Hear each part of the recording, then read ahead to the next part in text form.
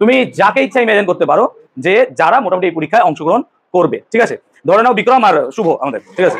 যে মাথা মেরে দিল না, একটা বিশাল কৃতিত্বের কাজ। তো হোয়াটএভার, যে কোনো দুজন তোমরা ভাবতে পারো যারা এই পরীক্ষাটা করবে, ঠিক আছে? তো একজন হচ্ছে কি বিক্রম ফেমাস বয়, ঠিক আছে, আর একজন আমাদের হচ্ছে শুভ চকলেট বয়। চলো, তো বিক্রম আর শুভ দুজন ছেলে যারা পরীক্ষা করছে, হোয়াটএভার, তার ওইদিকে তো দুজন পরীক্ষা করছে, বাট আগুন দেয়নি এখন, ঠিক আছে? শুরু করবে এরকম টাইপের হয়েছে, দিয়ে হঠাৎ করে শুভর কি পেয়েছে, টয়লেট যাবে, ঠিক আছে? তো আচ্ছা পরীক্ষাটা শোন, হাসবি পড়া ঠিক আছে? ঠিক আছে, তো ও টয়লেট গেছে, সো গন টু টয়লেট। হ্যাঁ হ্যাঁ, তো কি হয়েছে দাদা, তুমি মুতে যাস না বলো না, হোয়াটএভার, এই দেখা, এই প্লিজ কনসেন্ট্রেট হিয়ার। তো সাম মোমেন্টের জন্য সে নাই, কি হচ্ছে এখানে, ঠিক আছে? বিক্রম অনেকক্ষণ ওয়েট করছে, আসবে বলে, তো অনেকক্ষণ সময় লাগছে, আসছে না। তো সে, আরে ভাই প্লিজ এদিকে থাকায় সময় লাগবে। এবার বিক্রম কি করলো, আবার বিক্রম পরীক্ষাটাকে শুরু করে দিল। ও কি বলে, এখানে আগুন লাগিয়ে দিল, দেশলাই ছিল প্যাকেটে, অসুবিধা নাই, আগুন লাগিয়ে দিল। আগুন লাগিয়ে দিলে যে অবজারভেশনটা হচ্ছে, সেই অবজারভেশনটা হচ্ছে যে চ্যাপ্টারটা পড়াবো সেটা হচ্ছে তাপ। এটা আমাদের ক্লাস 10 এর সিলেবাসে আছে, ফেনোমেনা অফ হিটস, তাপের ঘটনাসমূহ। তাপের ঘটনাসমূহ, তাপ এত জরুরি কেন? ক্লাস 7 এ তাপ পড়েছো, 8 এ তাপ পড়েছো, 9 এ তাপ পড়েছো, এবং 10 এও তাপ পড়েছো, আবার 11 এও থার্মাল প্রপার্টিজ অফ ম্যাটার বলে একটা টপিক আছে বড়। কারণ তাপ শক্তিকে আমরা দৈনন্দিন জীবনে সব থেকে বেশি পরিমাণে কাজে লাগাই, সব থেকে বেশি পরিমাণে তাপ শক্তিকে কাজে লাগাই। যে কোনো জায়গায় রান্না করতে গেলে যেটা ছাড়া বাঁচবে না, তাপ দরকার। শীতকালে প্রচন্ড মানে ঠান্ডা, ঘর গরম করার জন্য হিটার দরকার, এটসেট্রা। লজিক্যালি আমাদের তাপ সব থেকে বেশি দরকার, এবং শক্তি হিসেবে তাপ সব থেকে বেশি ইউজ হয়। সেই কারণে আমরা তাপ নিয়ে এত বেশি আলোচনা করি। তাপ কাকে বলে? যদি একদম 7-8 এর কোশ্চেন বলা হয়, তাহলে কোনো বস্তুকে তাপ দিলে পরে সেটা কি হয়ে যায়, গরম হয়, এবং সেখান থেকে তাপ টেনে নিলে ঠান্ডা হয়, কিন্তু তো বাচ্চা অবস্থা। কিন্তু তাপ দিলে কি হয়, এটা হচ্ছে কোশ্চেন। গরম তো হয়, টেম্পারেচার বাড়বে স্বাভাবিক। তাহলে তাপ প্রয়োগ করলে কি হবে? আমি যদি খুব সহজ করে বলি, আমার কাছে একটা মার্কার আছে, মার্কারে যদি আমি কিছু পরিমাণ তাপ দিই, তাহলে দেখা যাবে এই মার্কারটা গলতে শুরু করলো। কিন্তু গলার আগের মুহূর্তে যদি খুব মাইক্রোস্কোপিক লেভেল অবজার্ভ করি, মাইক্রোস্কোপিক মানে আমার চোখ নাই, মানে খুব ক্ষুদ্র ভাবে, বা খুব আমি যদি মানে একদম মানে অনুবীক্ষণ আকারে দেখি, আর ছোট ছোট ভাবে দেখি, কোনো যন্ত্র ইউজ করি, তাহলে দেখবো যে এটা দৈর্ঘ্য বা ক্ষেত্রফল বা আয়তন এগুলো বৃদ্ধি পাচ্ছে।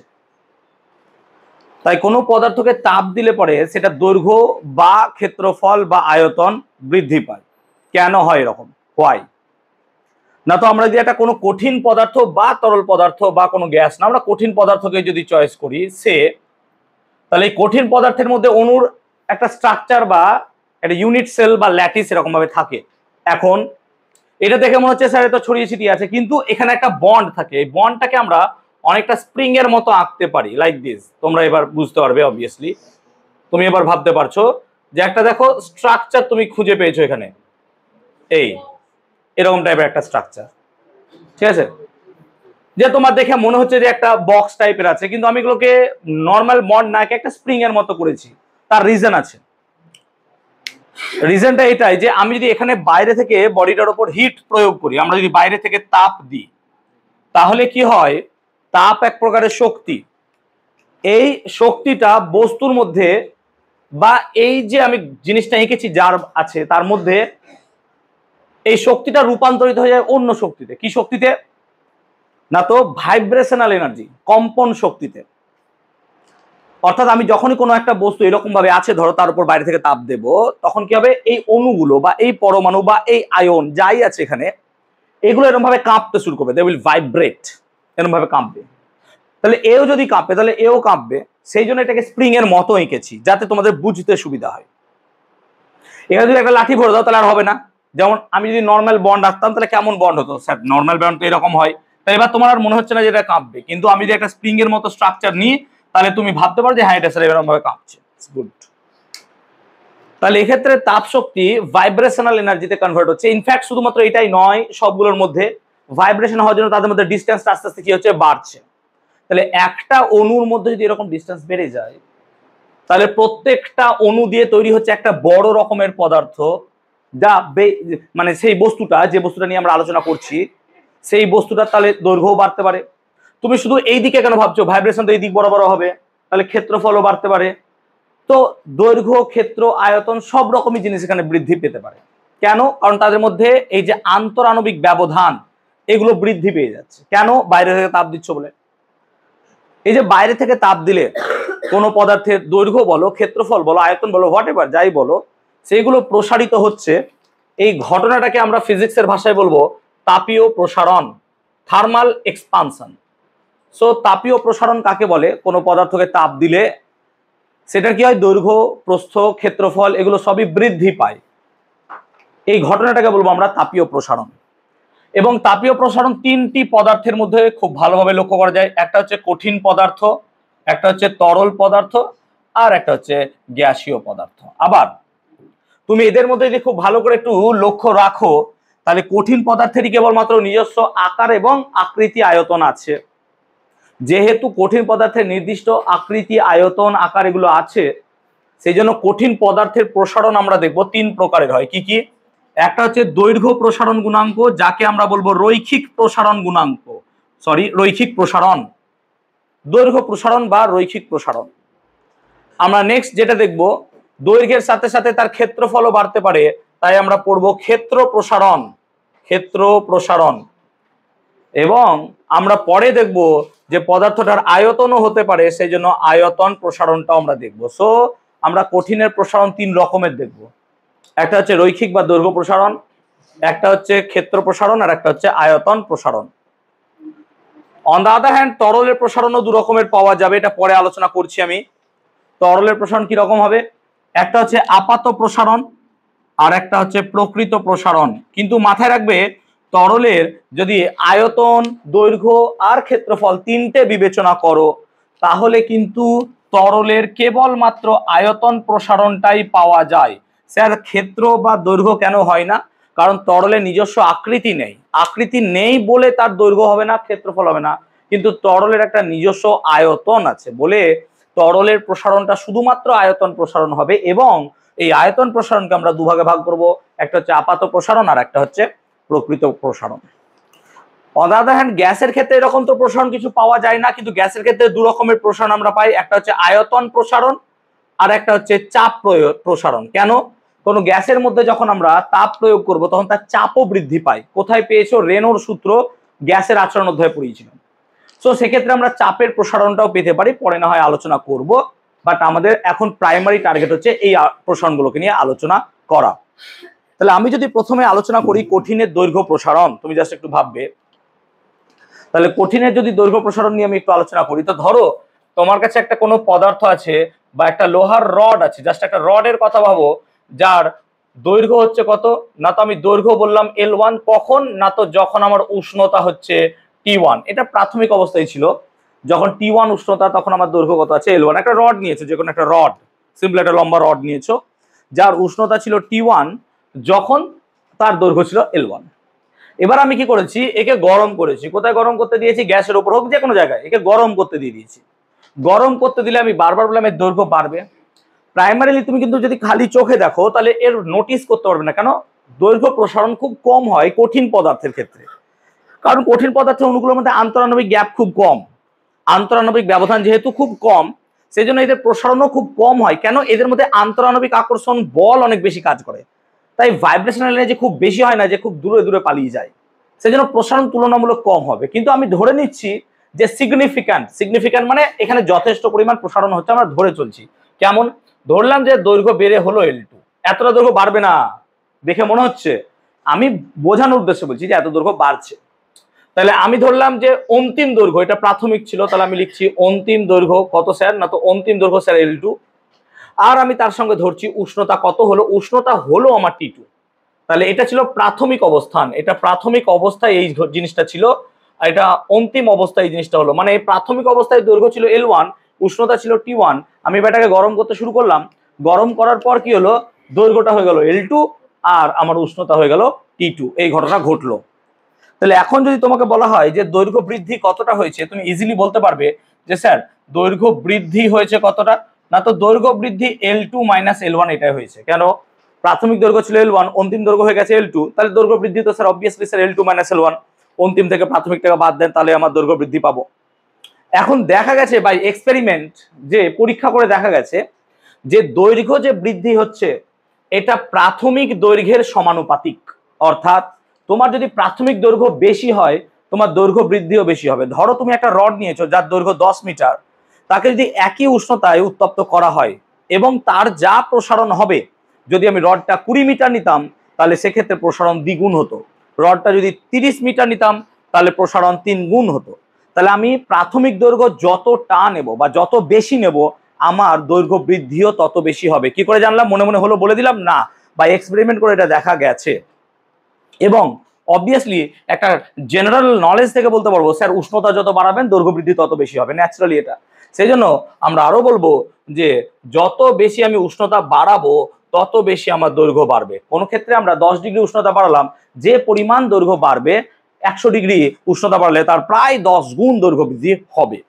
তাহলে উষ্ণতা যত বেশি বাড়াবোই ভাই তুমি তোমার দৈর্ঘ্য তত বেশি বাড়বে, আর তুমি প্রাথমিক দৈর্ঘ্য যত বেশি নেবে তোমার দৈর্ঘ্য বৃদ্ধি তত হবে। মানে আমি 10 মিটারের রড নিলে যা দৈর্ঘ্য বাড়বে 20 মিটার নিলে তার দ্বিগুণ বাড়বে, 30 মিটার নিলে তার 3 গুণ বাড়বে।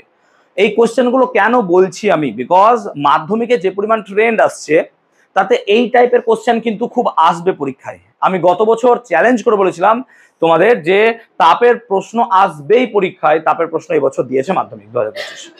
তো তোমাদের সময়ও এর ব্যতিক্রম হবে না, আশা করছি তাপের প্রশ্ন আসবে। কারণ ওই গ্যাসের আচরণের কোশ্চেনের অঙ্ক দিয়ে দিয়ে না পাগল হয়ে গেছে গত 15 বছর ধরে মাধ্যমিকে, সেই গ্যাসের আচরণের অঙ্ক কমন হয়ে যাচ্ছে।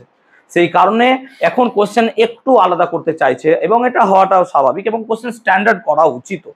কারণ আমাদের 11-12 যখন উঠতে যাবো এরকম মোটামোটা বই পড়তে হচ্ছে এবং 9-10 এত সহজ জিনিস পড়ে নিচ্ছি আমরা, সেই কারণে সেক্ষেত্রে প্রবলেম হচ্ছে। সেই জন্য আমিও বলবো অবভিয়াসলি যদি কোনো কেউ দেখে শিক্ষা সচিবে যদি কেউ থাকে তাহলে অবভিয়াসলি 10 এর সিলেবাসটাকে আমাদের এখন উন্নত করা উচিত।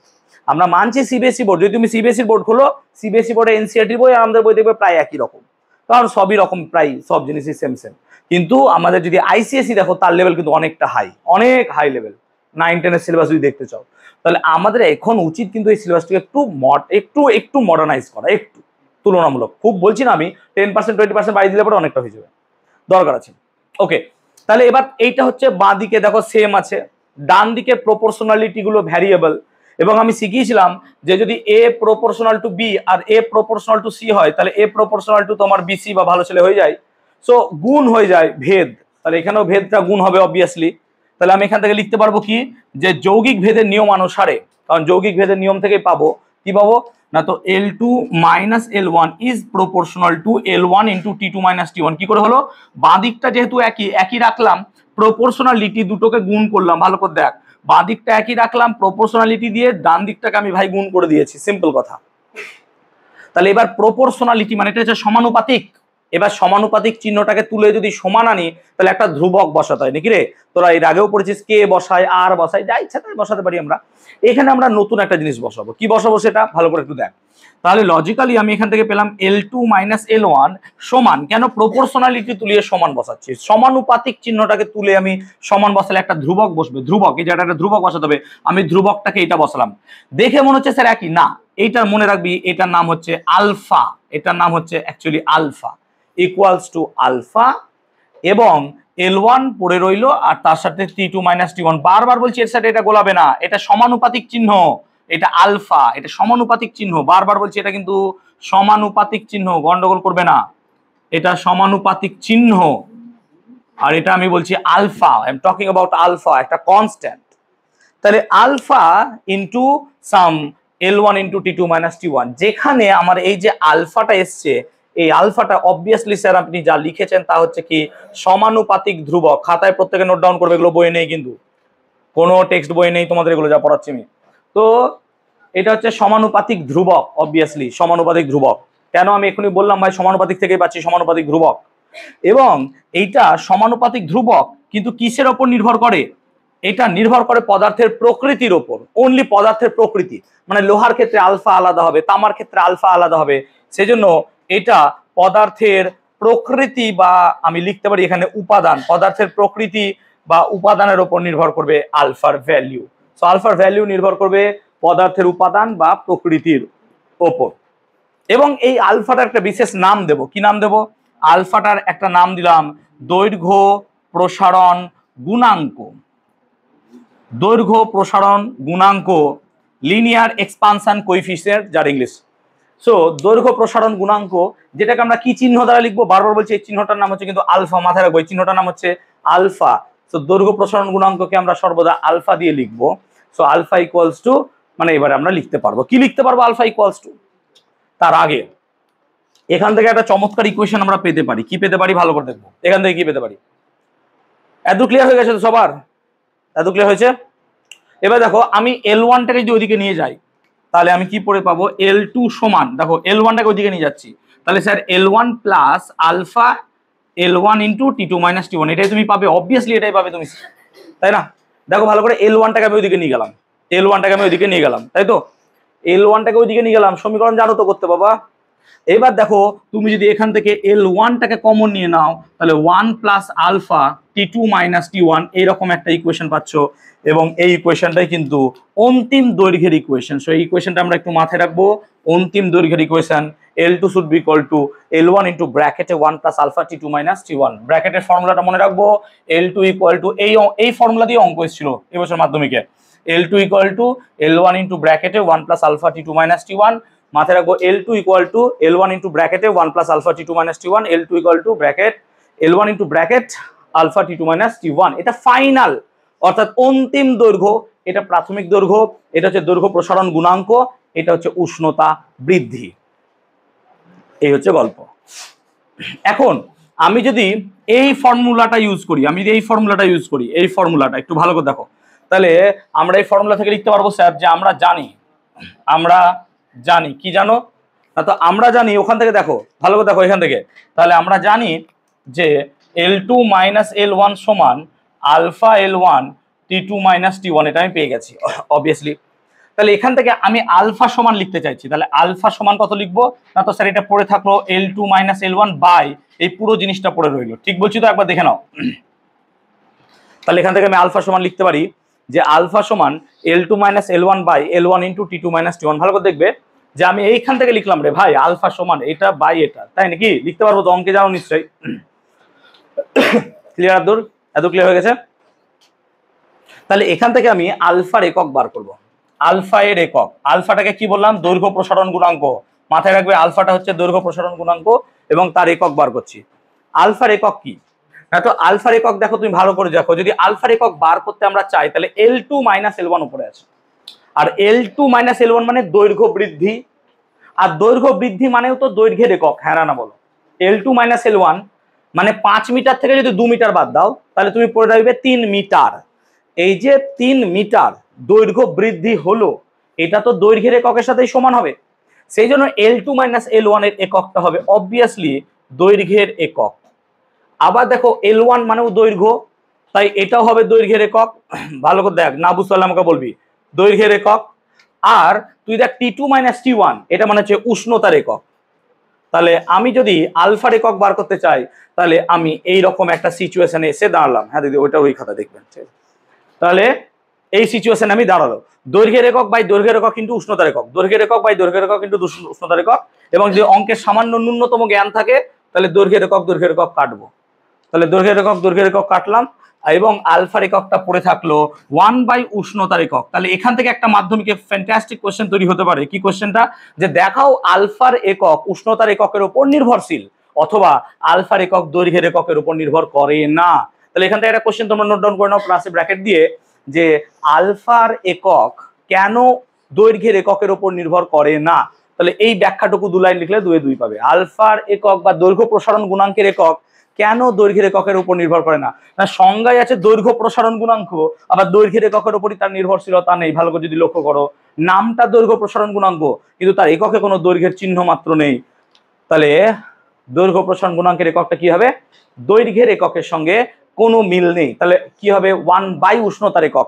এবার 1 বাই উষ্ণতার এককের হওয়ার জন্য এসআই পদ্ধতিতে তার ইউনিট হবে kelvin to the power -1, CGS পদ্ধতিতে তার ইউনিট হবে কি? Degree C to the power -1।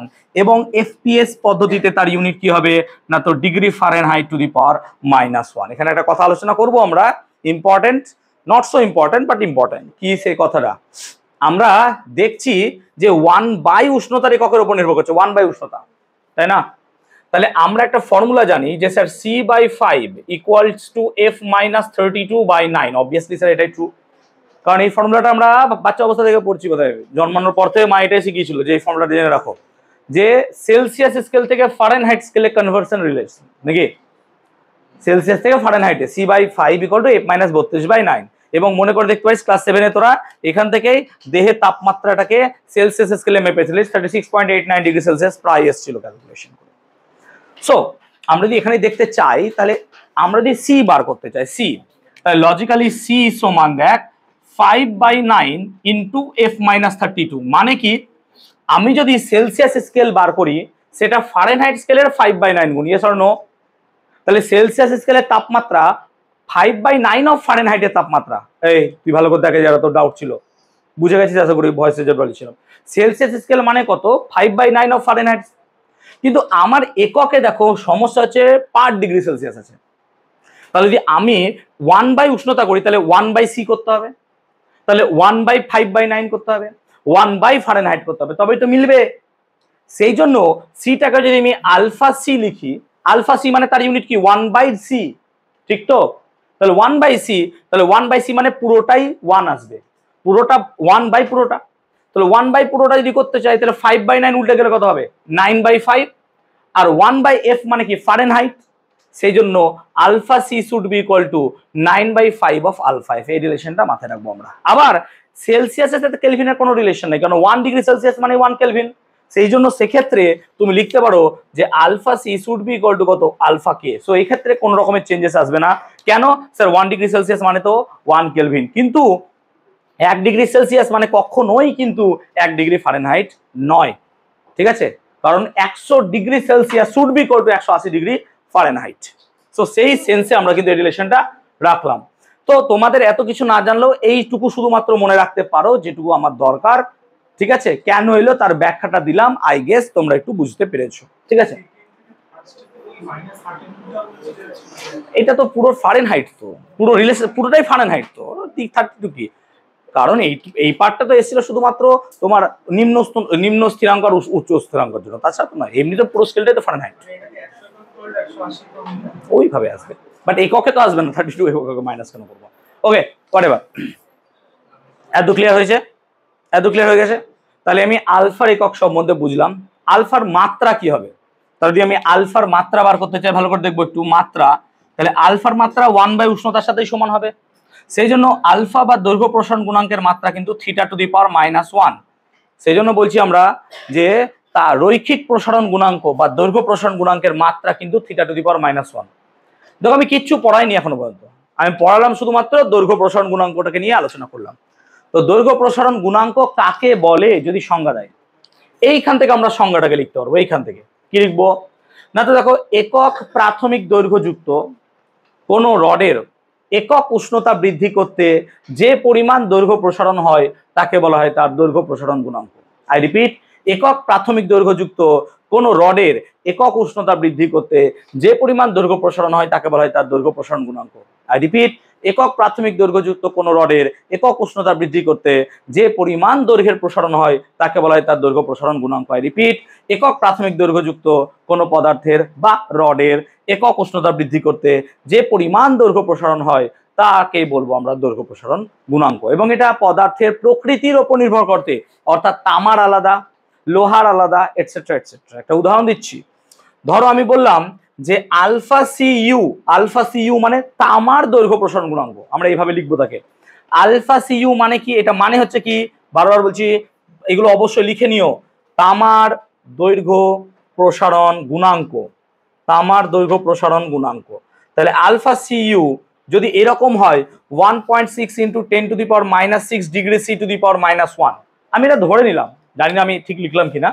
তা আমার দৈর্ঘ্য প্রসারণ গুণাঙ্ক 1.6 × 10⁻⁻6 ডিগ্রি C⁻⁻1, এর মানে কি? কোশ্চেন এরকম ভাবে আসতে পারে। এর অর্থ কি ভাই? এর অর্থ কি?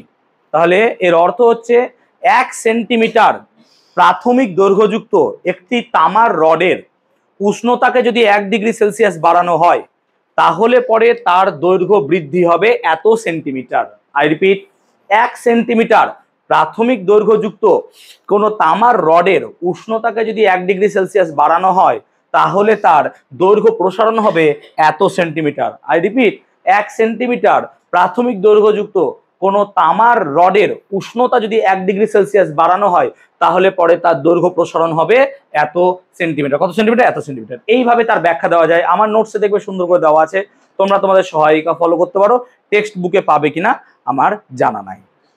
তাহলে লজিক্যালি আমরা দৈর্ঘ্য প্রসারণ গুণাঙ্ক নিয়ে মোটামুটি একটা বিস্তর আলোচনা করলাম। অবভিয়াসলি তামার দৈর্ঘ্য প্রসারণ গুণাঙ্ক লোহার সাথে সমান হবে না, সবার কিন্তু আলাদা। এটা পদার্থের প্রকৃতির উপর নির্ভর করে। তোমার চিন্তা ভাবনা, তোমার বন্ধুর চিন্তা ভাবনা, তোমার মাইন্ড সবার আলাদা। কারোর চিন্তা ভাবনা কারোর সাথে ম্যাচ করে না, খুব রেয়ার। 1% হলেও পার্থক্য থাকবে, এমন কেউ নেই পৃথিবীতে যে সব কিছুই তাদের এক্স্যাক্টলি সেম। ইভেন চিন্তা ভাবনাও নয়, আলাদা হয়, সেক্ষেত্রে আলাদা আমরা পেলাম। তাহলে একটা পদার্থের দৈর্ঘ্য প্রসারণ গুণাঙ্ক মানে তুমি জাস্ট একটা কথা ভাবো, যে জানি না এটা নেমন্তন্ন কার্ড একটা হোয়াট এভার, তো এরকম যদি একটা আমার কাছে কোনো শিট থাকে, শিট মানে পাত, ঠিক আছে, SHIT নয়, পাত। তো এই পাতে তুমি যদি দৈর্ঘ্য দেখো, এটা হচ্ছে দৈর্ঘ্য, আবার দেখো এইটাও তো দৈর্ঘ্য, মানে প্রস্থ তুমি বলতে পারো, দৈর্ঘ্য প্রস্থ। এবার যদি আমি একে গরম করি তাহলে শুধুমাত্র তার দৈর্ঘ্য বাড়বে না, তার সাথে সাথে প্রস্থও বাড়বে। তাহলে যদি দৈর্ঘ্যও বাড়ে প্রস্থও বাড়ে, বেসিক্যালি তার কি বাড়বে বলতো? ক্ষেত্রফল বাড়বে। সেই জন্য আমরা কঠিন পদার্থের ক্ষেত্রে আরো একটা প্রসারণ বলেছিলাম, সেটা হচ্ছে ক্ষেত্র প্রসারণ গুণাঙ্ক। ক্ষেত্র প্রসারণ গুণাঙ্ক আমরা এই ফর্মটাকে মাথায় রেখেই কিন্তু সবকিছু বানাবো, এই ফর্মটাকে। সো আলফাটাকে মাথায় রেখেই কিন্তু আমরা সবকিছু বানাবো। চলো, পয়েন্ট করবে ক্ষেত্র প্রসারণ গুণাঙ্ক, পয়েন্ট করবে ক্ষেত্র প্রসারণ গুণাঙ্ক। দেখো, এই যে আমরা ক্ষেত্র প্রসারণ গুণাঙ্ক বলছি, এই ক্ষেত্র প্রসারণ গুণাঙ্কটাও তো আসছে দৈর্ঘ্য প্রসারণ থেকে। হ্যাঁ না বল? কেন? তুই এক্ষুনি দেখলি যে এই দিক থেকে দৈর্ঘ্য বাড়ছে, এই দিক থেকে দৈর্ঘ্য বাড়ছে, আলটিমেটলি তো দৈর্ঘ্য প্রসারণ থেকে আসছে। হ্যাঁ না বল? তার মানে ক্ষেত্র প্রসারণ যেভাবে মেনে চলবে, যে ফর্মুলা মেনে চলবে, সেটা কিন্তু দৈর্ঘ্যের মতোই হবে। হ্যাঁ না বল? কেন? ক্ষেত্র তো আলটিমেটলি তো সেই দৈর্ঘ্যই বাড়ছে, আলটিমেটলি তো সেই দৈর্ঘ্যই বাড়ছে। তাহলে ক্ষেত্র প্রসারণ যা যা মেনটেন করবে, ফর্মুলা মানবে, সব বেটা দৈর্ঘ্য প্রসারণ গুণাঙ্ককেই মানবে। এই ভেবে বা এই সিমিলারিটিজ রেখে আমরা ক্ষেত্র প্রসারণ গুণাঙ্ক, আমরা ক্ষেত্র প্রসারণ গুণাঙ্ককে ডিফাইন করব বা সংজ্ঞায়িত করবো এইভাবে, যে ধরো তোমার কাছে কোনো একটা ক্ষেত্রফল আছে, তার ক্ষেত্রফল হচ্ছে S1। কেমন না? তো স্যার প্রাথমিক ক্ষেত্রফল, আমি প্রা লিখলাম, প্রাথমিক ক্ষেত্রফল কত না? তো প্রাথমিক ক্ষেত্রফল হচ্ছে S1। আর উষ্ণতা কত না? তো আমি লিখলাম উষ্ণতা হচ্ছে T1। এবার ধরো আমি উষ্ণতা বাড়িয়েছি, তাহলে অন্তিম ক্ষেত্রফল কত? S2। অন্তিম ক্ষেত্রফল কত? S2। এবং অন্তিম উষ্ণতা কত? অবভিয়াসলি স্যার যা শেখাচ্ছেন সেখান থেকে কত লিখবো? T2। তাহলে এই হলো গল্প। দেখ, এক্স্যাক্টলি আগের রডের মতোই চলে এসছে। হ্যাঁ না বল? রডের ক্ষেত্রে আমরা ধরেছিলাম প্রাথমিক দৈর্ঘ্য L1, উষ্ণতা T1, এবং অন্তিম দৈর্ঘ্য L2 এবং উষ্ণতা কত? T2। এক্ষেত্রেও দেখ, প্রাথমিক ক্ষেত্রফল S1 এবং উষ্ণতা কত এসছে? T1, এবং দেখ অন্তিম ক্ষেত্রফল কত? S2 এবং উষ্ণতা কত? T2।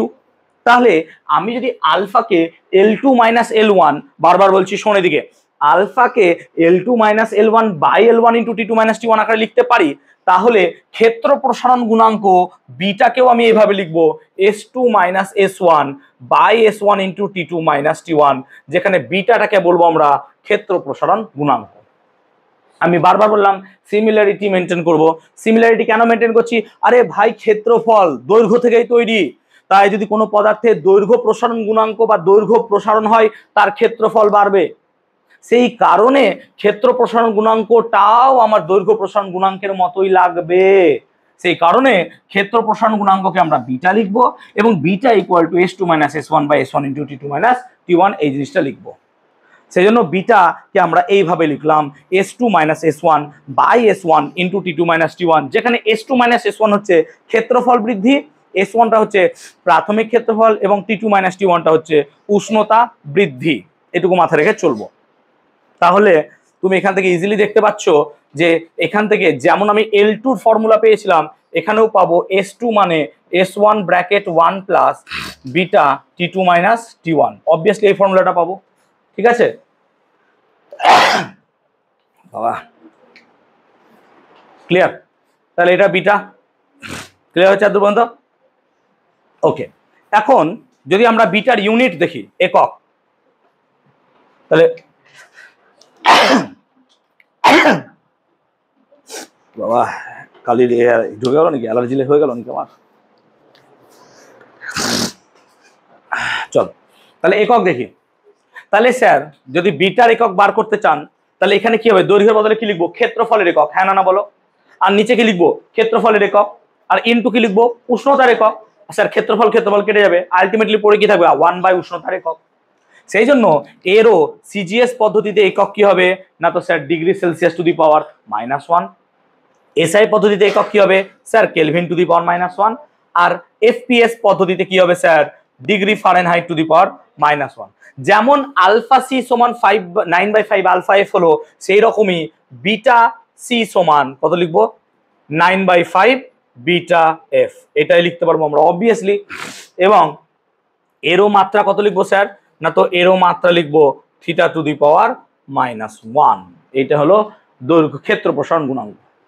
স্যার এর সংজ্ঞা কি করে লিখবো, এখানে কি সংজ্ঞা বললাম, সেম সংজ্ঞা, শুধু দৈর্ঘ্যটাকে চেঞ্জ করে কি দিয়ে দাও, ক্ষেত্রফল। তাহলে একক প্রাথমিক ক্ষেত্রফল যুক্ত কোনো পদার্থের একক উষ্ণতা বৃদ্ধি করতে যে পরিমাণ ক্ষেত্রফল বৃদ্ধি হয় তাকে বলবো তার ক্ষেত্র প্রসারণ গুণাঙ্ক। একক প্রাথমিক ক্ষেত্রফল যুক্ত কোনো পদার্থের উষ্ণতা একক বাড়াতে যে পরিমাণ ক্ষেত্রফলের প্রসারণ হয় তাকে বলবো তার ক্ষেত্র প্রসারণ গুণাঙ্ক। ঠিক আছে, তাহলে এই হলো ক্ষেত্র প্রসারণ গুণাঙ্ক বিটা। সেম ভাবে আমরা আয়তন প্রসারণ গুণাঙ্কটাকে নিয়ে এখানে ডিল করতে পারি। এত ক্লিয়ার? কারো বুঝতে অসুবিধা হলে বলবে, আমাকে কোশ্চেন করতে পারো। কারো কোশ্চেন হলে কারো কোশ্চেন মাথায় থাকলে। এবার ধরো তোমার কাছে একটা আয়তন ছিল, তার প্রাথমিক আয়তন V1 আর উষ্ণতা কত T1। আবার ধরো তাকে তুমি তাপ প্রয়োগ করেছো, তাহলে তার উষ্ণতা হয়েছে T2 আর আয়তন কত হয়েছে V2। সেম লাগছে নাকি? তাহলে এবার ক্ষেত্রফলের জায়গায় কি লিখবি, আয়তন। এবার ক্ষেত্র প্রসারণ গুণাঙ্কের জায়গায় আমরা কি লিখবো, আয়তন প্রসারণ গুণাঙ্ক। ঠিক বলছি তো, হ্যাঁ না বল? তাহলে ক্ষেত্র প্রসারণ গুণাঙ্কের জায়গায় লিখবো আয়তন প্রসারণ গুণাঙ্ক, আয়তন প্রসারণ গুণাঙ্ক। এবং এটাকে আমরা লিখবো গামা চিহ্ন দ্বারা, এটাকে লিখবো গামা চিহ্ন দ্বারা, এটাকে লিখবো গামা চিহ্ন দ্বারা। আয়তন প্রসারণ গুণাঙ্ককে আমরা সর্বদা গামা চিহ্ন দ্বারা লিখবো। এবং একই রকম ভাবে মেইনটেইনিং দ্য সেম সিমিলারিটি, যেমন আলফার ক্ষেত্রে লিখলাম L2 - L1 by L1 into T2 - T1, যেমন বিটার ক্ষেত্রে লিখলাম স্যার কত S2 - S1 by S1 into T2 - T1। তাহলে এখানে নিশ্চয়ই ভি দিয়ে লিখবো, হ্যাঁ না বল?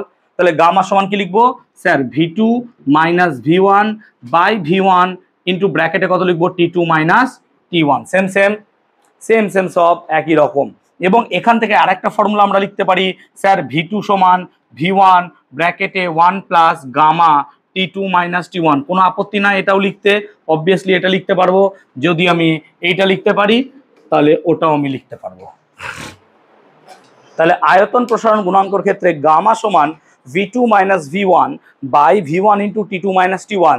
সেম লাগলো দেখতে, শুধুমাত্র দেখো সবই ফর্মুলা সেম, শুধুমাত্র একবার দৈর্ঘ্যের জায়গায় L1 L2 হলো, যখন ক্ষেত্রফল বসালাম তখন S1 S2 হলো, আর যখন আয়তন বসালাম তখন V1 V2 হয়ে গেল। বাকি সবই সেম সেম বাট ডিফারেন্ট, শুধুমাত্র ওখানে কি আছে দৈর্ঘ্য, এখানে কি আছে ক্ষেত্র, আর ওখানে কি আছে আয়তন।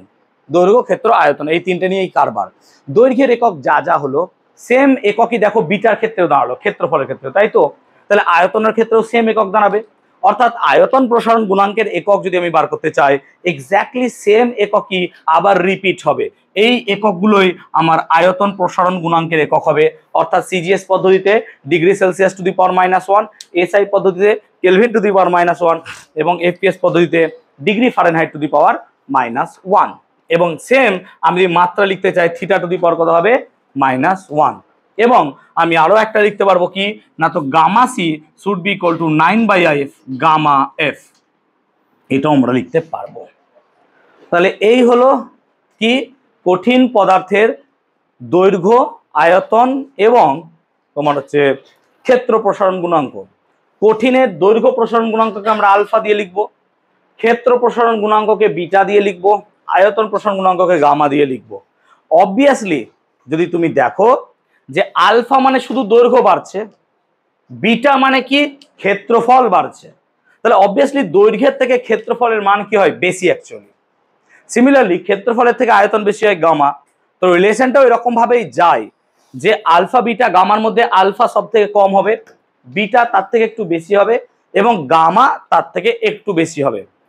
তাহলে এখন আমরা বার করব হচ্ছে আলফা বিটা গামার সম্পর্ক। পয়েন্ট করো আলফা বিটা গামা এর সম্পর্ক, ভালো করে বুঝবে।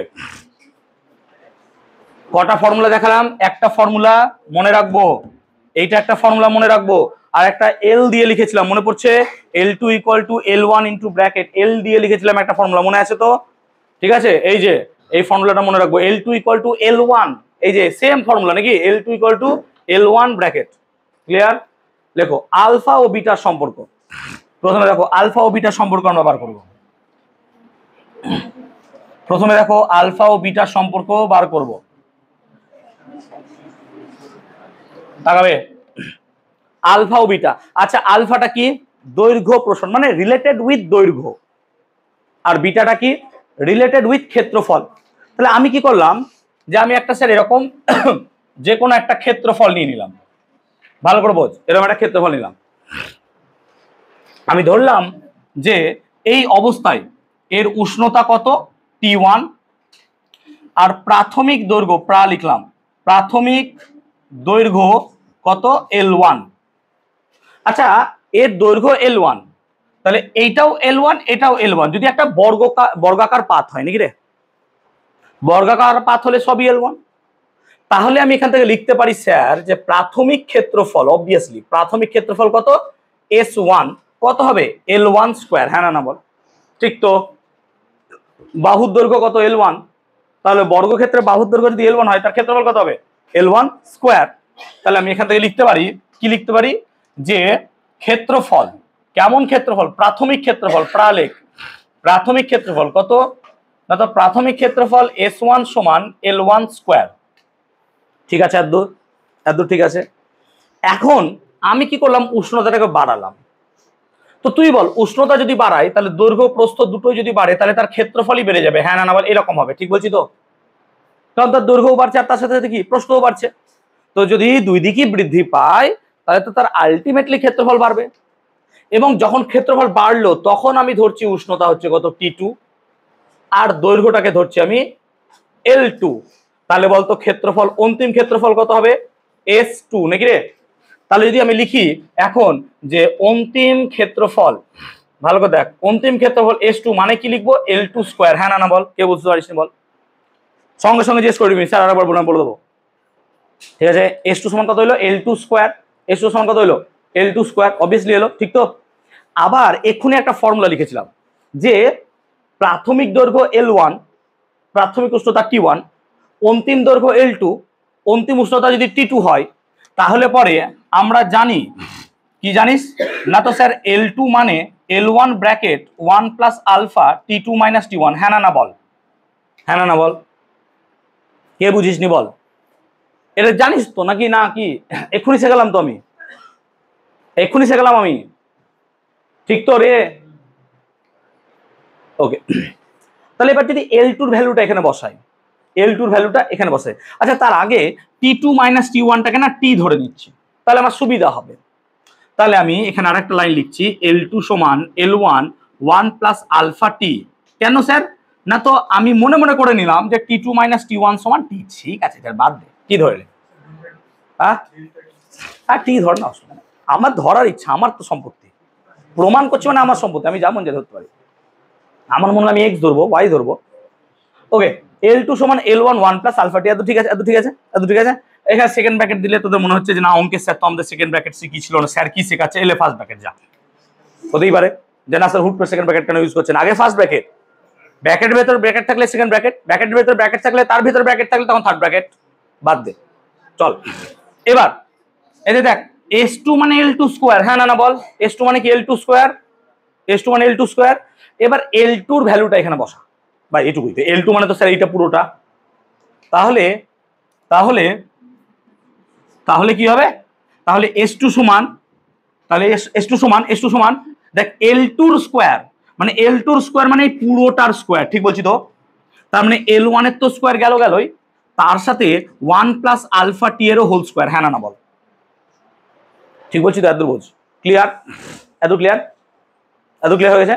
এবার তুই দেখ L1 স্কোয়ার মানে কত পেয়েছিস রে বেটা? S1, হ্যাঁ না বল? L1 স্কোয়ার মানে কত পেয়েছিলিস? S1। তাহলে তুই বসা S2 সমান S1, আবার দেখ এটাকে ভাঙ, 1 প্লাস আলফা টি এর হোল স্কোয়ার। যদি অঙ্ক এতটুকুও বুঝো তাহলে 1 এর স্কোয়ার, তাহলে 1 এর square plus 2 1 alpha T plus alpha T এর হোল স্কোয়ার। এবার স্যার সেকেন্ড ব্র্যাকেট দেন, চল সেকেন্ড ব্র্যাকেট দে। ঠিক আছে? এত ঠিক আছে? ওকে, তাহলে S1, এবার দেখ 1 প্লাস 2 আলফা টি। এবার এটাকে নিয়ে একটু ভাবি, টাকা। আচ্ছা তোরা যে একটু মনে করিস, রিমাইন্ড কর, আমি পাশে লিখছি। আচ্ছা আলফার ভ্যালু মনে করে দেখ, মনে করে দেখ, আমি লিখেছিলাম 1.6 ইন্টু 10 টু দি পাওয়ার -6, হ্যাঁ না বল? এটা লিখেছিলাম তো। এবার যদি আমি আলফার স্কোয়ার করি, বে গল্প করবি দিকে টাকা, যদি আলফার স্কোয়ার করি তুই ভাব এদিকে, তার মানে 1.6 এর স্কোয়ার আবার 10 টু দি পাওয়ার -6 এর হোল স্কোয়ার, হ্যাঁ না বল? ঠিক তো দেবাঞ্জন? এটা স্কোয়ারের মান কত হবে? 10 টু দি পাওয়ার -6 এর স্কোয়ার কত হয়? 10 টু দি পাওয়ার -6 তার স্কোয়ার কত হবে? 10 two the power -12। Very good. তাহলে 1.6 তার স্কোয়ার ইন্টু 10 টু দি পাওয়ার -12। আচ্ছা বলতো আলফা ছোট না আলফা স্কোয়ার বেশি ছোট? আলফা স্কোয়ার বেশি ছোট। আলফা স্কোয়ার দেখ তার স্কোয়ার ছোট মানে অনেকই ছোট, দশমিকের পর 12টা শূন্য ভাই। তাহলে আলফা স্কোয়ার যদি খুবই ছোট হয় তাকে যোগও করতে পারো নাও যোগ করতে পারো, সেই জন্য আমরা আলফা স্কোয়ার টি স্কোয়ারটাকে বাদ দিয়ে দিলাম। কেন? কারণ আলফা যদি ক্ষুদ্র হয় আলফা স্কোয়ার কি হবে? আরো ক্ষুদ্র। বলতে পারলাম? তাহলে এখানে আলফা স্কোয়ার টি স্কোয়ারকে হঠাৎ কেন বাদ দিয়ে দিলেন স্যার? তাহলে এখানে লিখবো ব্র্যাকেটে আলফা স্কোয়ার টি স্কোয়ার অতি ক্ষুদ্র, আর আমরা যে জিনিসটা অতি ক্ষুদ্র তাকে বাদ দিয়ে দেয় জীবন থেকেই, ভাগ। ক্লিয়ার হয়েছে এত পর্যন্ত? কেন বাদ দিলাম বুঝতে পারছি নিশ্চয়? এবার এটা মাথায় থাকে জানো? ক্লিয়ার? ক্লিয়ার? এত ক্লিয়ার? তাহলে টাকা এদিকে বেটা, S2 সমান S1 ইন্টু এটা লিখলাম, ঠিক বলছি তো? ঠিক বলছি তো টাকা? এত ঠিক আছে? এত ঠিক আছে? And out. আর এই ফর্মুলাটা কি মনে আছে? হ্যাঁ না বল? এই ফর্মুলা মনে আছে তো? এই ফর্মুলাটা তাহলে আবার, আচ্ছা T2 - T1 কে কি লিখেছিলাম রে? T2 - T1 কে কি লিখেছি? T। তাহলে আবার আমরা জানি, নিচে লিখছি দেখতে পাচ্ছিস তো? আবার কি আবার রে? S2 সমান S1 1 প্লাস বিটা টি। কেন বিটা টি লিখলাম? এই দেখ T2 - T1 ছিল, কিন্তু T2 - T1 কে তুই কি ধরেছিস? টি, তাই আমি টি লিখলাম। এবার এই দুটোকে যদি কম্পেয়ার করিস, তুলনা, টাকা এদিকে, এই দুটোকে যদি তুলনা করিস, এই দুটোকে যদি তুলনা করিস, তাহলে দেখ S2 S2 S1 S1 1 1 টি টি, তাহলে বিটা সমান কত হবে? তাই এখান থেকে আমরা কি পেলাম? বিটা সমান কত পেলি? 2 আলফা। এইটা হচ্ছে বিটা আলফার প্রমাণ। সবাই বুঝতে পেরেছো আই গেস? বিটা সমান 2 আলফা। ঢুকে নাও, কথা হবে না, একদম পিন অফ সাইলেন্স, চুপচাপ লেখো। বিটা সমান 2 আলফা। যদি বিটা আর আলফার প্রমাণ করতে দেয় তাহলে এটাই আমরা করব, বিটা সমান 2 আলফা। ঠিক আছে?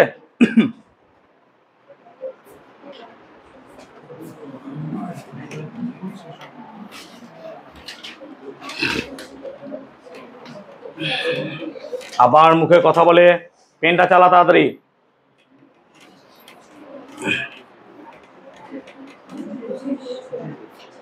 তাহলে বিটা ও আলফা সম্পর্ক এই দাঁড়ালো। ঠিক আছে? এবার আমরা বানাবো হচ্ছে আলফা ও গামার সম্পর্ক। আলফা গামা সম্পর্ক। আলফাটা কি রে? দৈর্ঘ্য প্রসারণ গুণাঙ্ক, আর গামাটা কি? আয়তন প্রসারণ গুণাঙ্ক। তাহলে আমরা এখন বানাবো হচ্ছে আলফা ও গামার সম্পর্ক। তাই পয়েন্ট আউট করবে আলফা ও গামার সম্পর্ক। তাহলে আমরা এখন বানাবো হচ্ছে আলফা ও গামার সম্পর্ক। তাই তোমরা পয়েন্ট আউট করে নাও আলফা ও গামার সম্পর্ক। তুই এখন টুকলি? ও বুঝছিলিস এতক্ষণ ধরে? সঙ্গে সঙ্গে চল, নাহলে কিন্তু স্লো হয়ে যাবে। সঙ্গে সঙ্গে চলবি বাবা।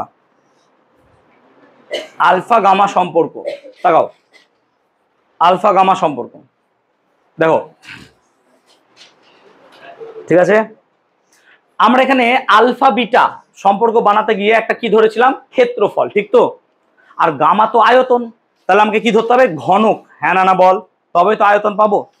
তাহলে আমরা কি করছি, ধর এখানে একটা আমরা ঘনক ধরছি, ঘনক, একটা সাম কাইন্ড অফ ঘনক ধরলাম। ঘনকের প্রাথমিক দৈর্ঘ্য আমি ধরলাম কত? L1। আর প্রাথমিক উষ্ণতা কত ধরলাম? প্রাথমিক উষ্ণতা হচ্ছে T1। তাহলে প্রাথমিক ঘনত্ব ধরলাম দৈর্ঘ্য L1, প্রাথমিক উষ্ণতা T1। অতএব V1 যদি প্রাথমিক আয়তন হয়, তাহলে V1 মানে অবভিয়াসলি কত হবে স্যার? L1 cube. হ্যাঁ না বল, কারণ ঘনকের বাহুর দৈর্ঘ্য যদি L1 হয় তাহলে তার আয়তন কত হবে? L1 cube. ঠিক বলছি তো? কেন স্যার? ঘনকের আয়তনের ফর্মুলা কি? দৈর্ঘ্য গুণিত প্রস্থ গুণিত উচ্চতা। তো দৈর্ঘ্যও তো L1, প্রস্থও L1, উচ্চতাও L1। তাহলে L1 তিনবার গুণ করলে কত হয়? L1 cube. তাই L1 কিউব। বুঝতে পারলাম? এবার আমি কি করব? একে গরম করলাম। এবার গরম করার ফলে তার দৈর্ঘ্যও বাড়ছে, তার উষ্ণতা বাড়ছে, তার আয়তন সবই বাড়ছে। তার মানে আলটিমেটলি ঘনকটা এরকম দাঁড়ালো।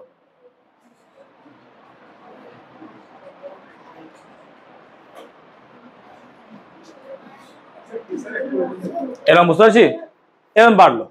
তাহলে আমি এখন কি লিখছি যে অন্তিম দৈর্ঘ্য কত? L2। ডিজিটাল বোর্ড হলে ভালো বোঝা যায়। একটা 3D নিয়ে নিতাম, ভাব খুব বড়। কিনবো আগে, এসি বসাবো, তারপর টাকা নাই। অন্তিম দৈর্ঘ্য L2। আচ্ছা, অন্তিম উষ্ণতা কত? T2 ধরলাম। ঠিক আছে, অন্তিম উষ্ণতা T2। ঠিক, তাহলে অন্তিম দৈর্ঘ্য কত? L2। কেন অন্তিম দৈর্ঘ্য L2 হলো? আরে ভাই, তুমি উষ্ণতা বাড়াচ্ছ, দৈর্ঘ্য কি হয়ে যাচ্ছে? বেড়ে যাচ্ছে। তুমি উষ্ণতা বাড়ালে দৈর্ঘ্য কি হবে? তাহলে যদি অন্তিম আয়তন বার করতে চাই, তাহলে অন্তিম আয়তন যদি বার করতে চাই, V2 সমান কত লিখবো তাহলে? L2 cube. হ্যাঁ না বল, অন্তিম আয়তন কত হবে? V2 মানে L2 কিউব। কেন? অন্তিম দৈর্ঘ্য কত তোর? L2। অন্তিম বাহুর দৈর্ঘ্য কত? L2। তাহলে আয়তনও কত হবে? L2 cube. এক্ষুনি বোঝালাম ভাই, ঘনকের বাহুর দৈর্ঘ্য যদি L1 হয় তাহলে তার আয়তন কত হয়? L1 cube. ক্লিয়ার? এবার আরেকটা ফর্মুলা আমরা জানি কি, আবার তুমি এটাও জানো, L2 মানে কত?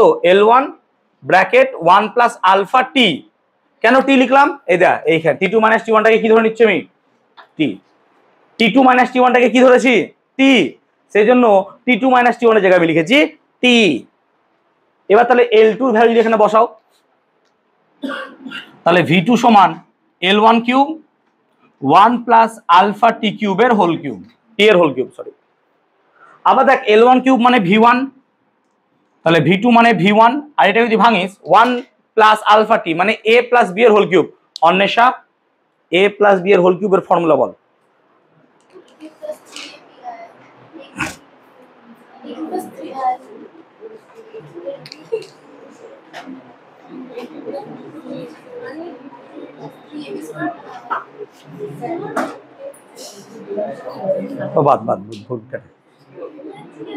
A প্লাস বি এর হোল কিউবের ফর্মুলা জানিস না? তুই মরবি আমার কাছে, কিন্তু মার্কে আজকে।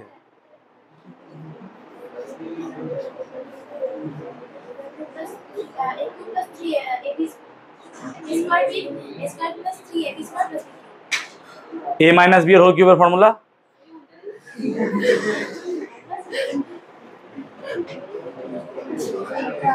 এই, যদি এটাকে উৎপাদকের ফর্মুলা বার করে কি হবে জানিস তো তোরা? কত হবে? উৎপাদকে বুঝিস তো? গুণ আকারে কত হবে?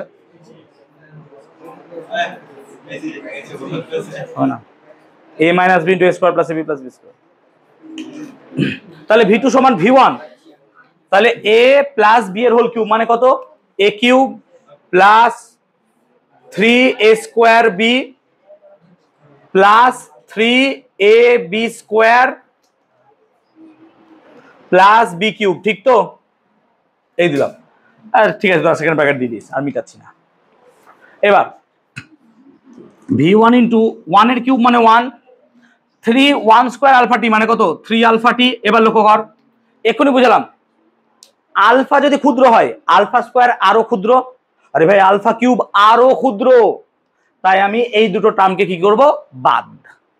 সেই জন্য আমরা এতদূর লিখে রাখবো, দিয়ে ব্র্যাকেটে লিখবো আলফা টি স্কোয়ার এবং আলফা টি এর হোল কিউব এর মান ক্ষুদ্র হওয়ায় উপেক্ষিত। বাবা কত বাংলা ভাষা সুন্দর, উপেক্ষিত। তাহলে V2 মানে তুই কত পেলি বেটা? V2 মানে পেলি হচ্ছে V1 ব্র্যাকেটে 1 প্লাস 3 আলফা টি, ঠিক বলছি তো? আর তো যদি একটু মেমোরি পাওয়ার থাকে, এখানে একটা ফর্মুলা লিখেছিলাম, কি কি লিখেছিলাম আবার, V2 সমান V1 1 প্লাস গামা টি, মনে পড়ছে? T2 মাইনাস T1 হতো, কিন্তু টি লিখেছিলাম। এবার যদি দুটোকে তুলনা করো, V2 V2 V1 V1 1 1 TT, তাহলে গামা সমান কত হবে? গামা সমান 3 আলফা। তাহলে আমরা সম্পর্কটা এখান থেকে সুন্দরভাবে বানাতে পারলাম যে বিটা সমান পেয়ে গেলাম 2 আলফা এবং গামা সমান কি পেলাম? 3 আলফা। বিটা সমান পেলাম 2 আলফা, গামা সমান 3 আলফা। তার মানে আমরা এখান থেকে এইভাবে লিখতে পারি যে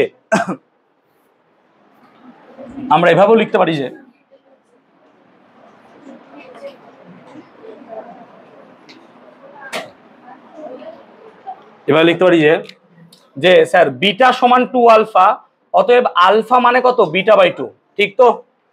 আলফা মানে বিটা বাই 2।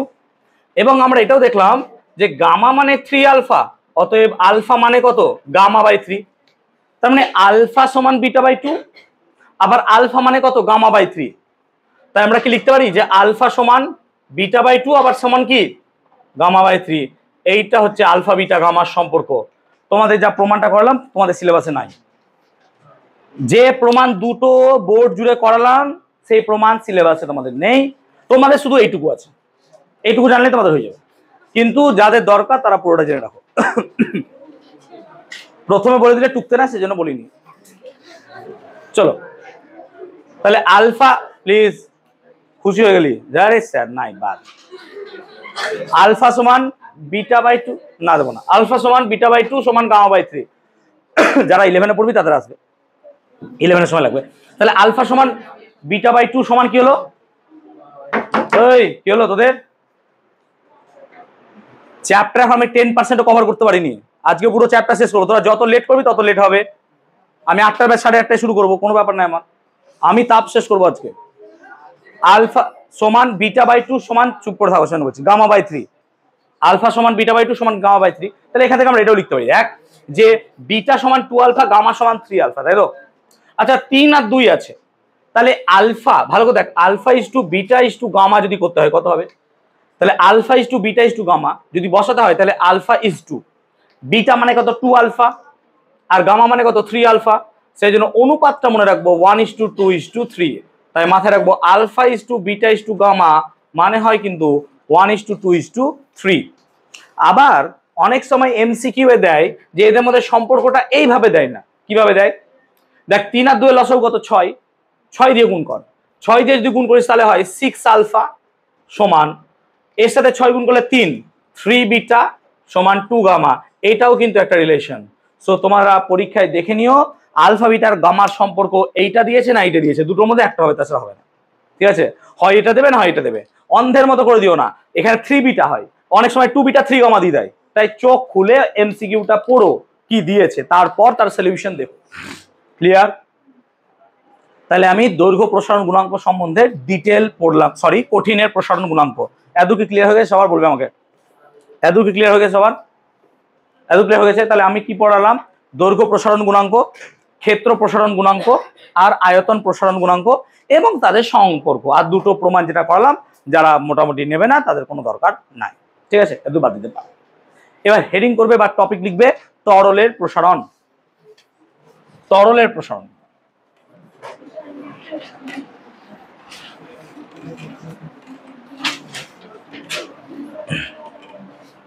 এবার লিখবে তরলের প্রসারণ।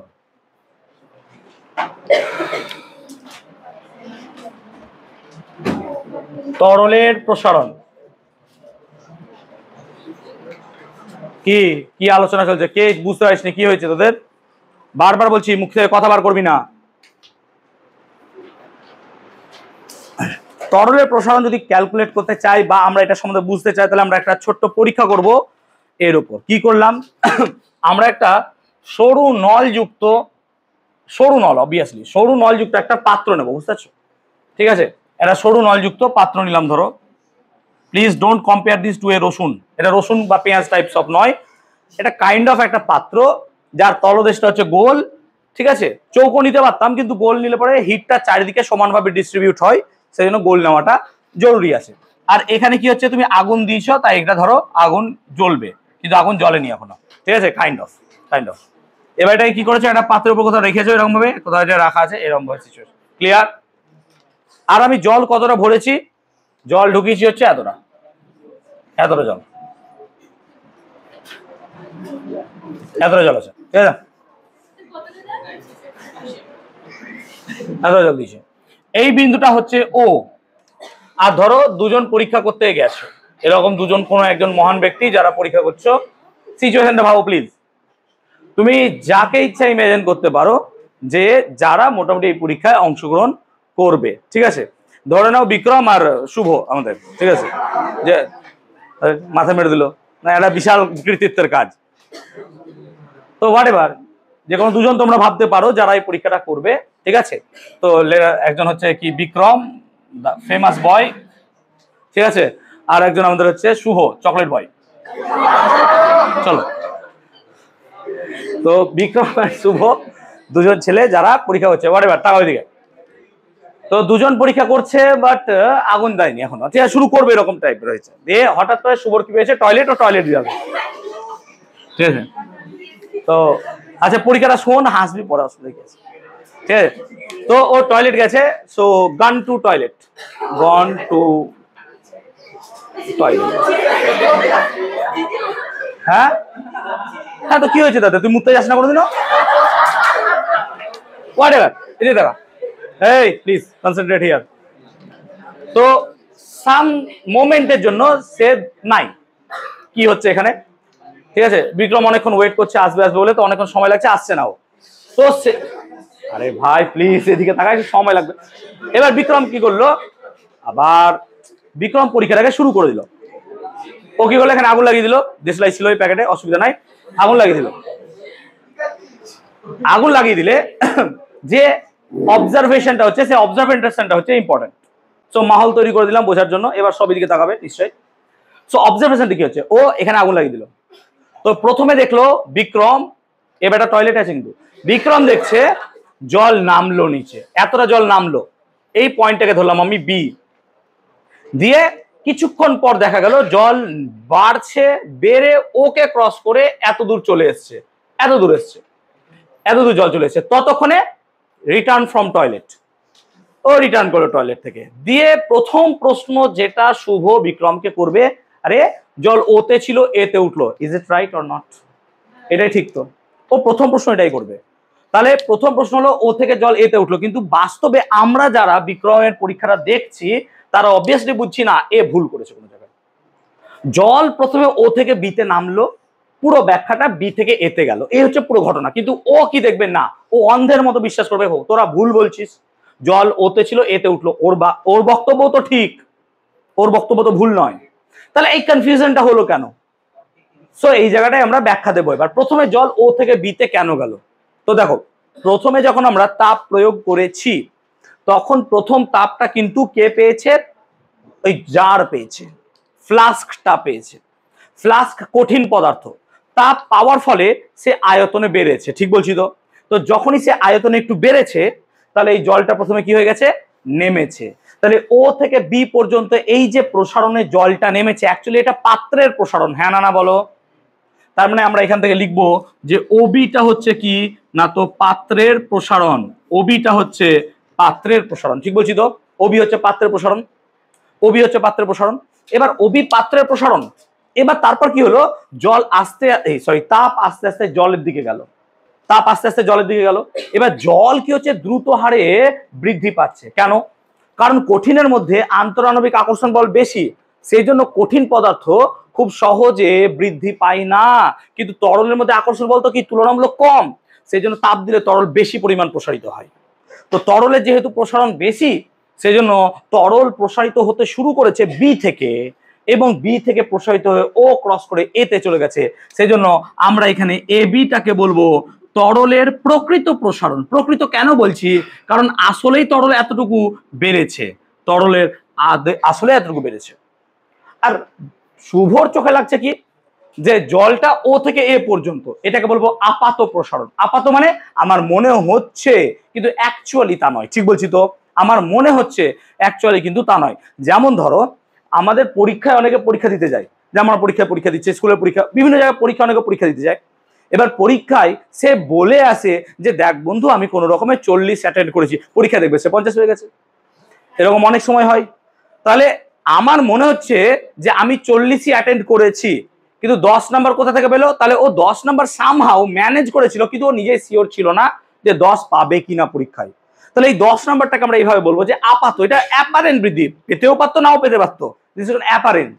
এখানেও সেম জিনিস ঘটছে, যে ও থেকে এ পর্যন্ত এটা ওর মনে হচ্ছে যে এই জায়গাটায় বৃদ্ধি পেয়েছে, কিন্তু আদৌ কিন্তু ওটা বৃদ্ধি পায়নি, অ্যাকচুয়াল বৃদ্ধি কিন্তু বি থেকে এ।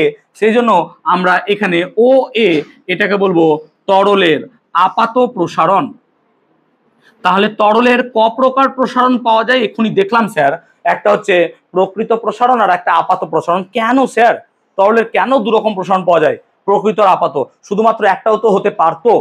দেখো তরলকে যখন আমরা প্রসারিত করার জন্য গরম করব, তাকে কোনো না কোনো পাত্রে রেখে গরম করতে হবে, তাকে কোনো না কোনো পাত্রে রেখে গরম করতে হবে। এই পাত্রে রেখে যখনই আমি গরম করব, তখনই পাত্রের প্রসারণ তার মধ্যে চলে আসবে। কারণ যখনই আমি তাপ দেব, পাত্র তো নিজে প্রসারিত হবে, ইয়েস অর নো?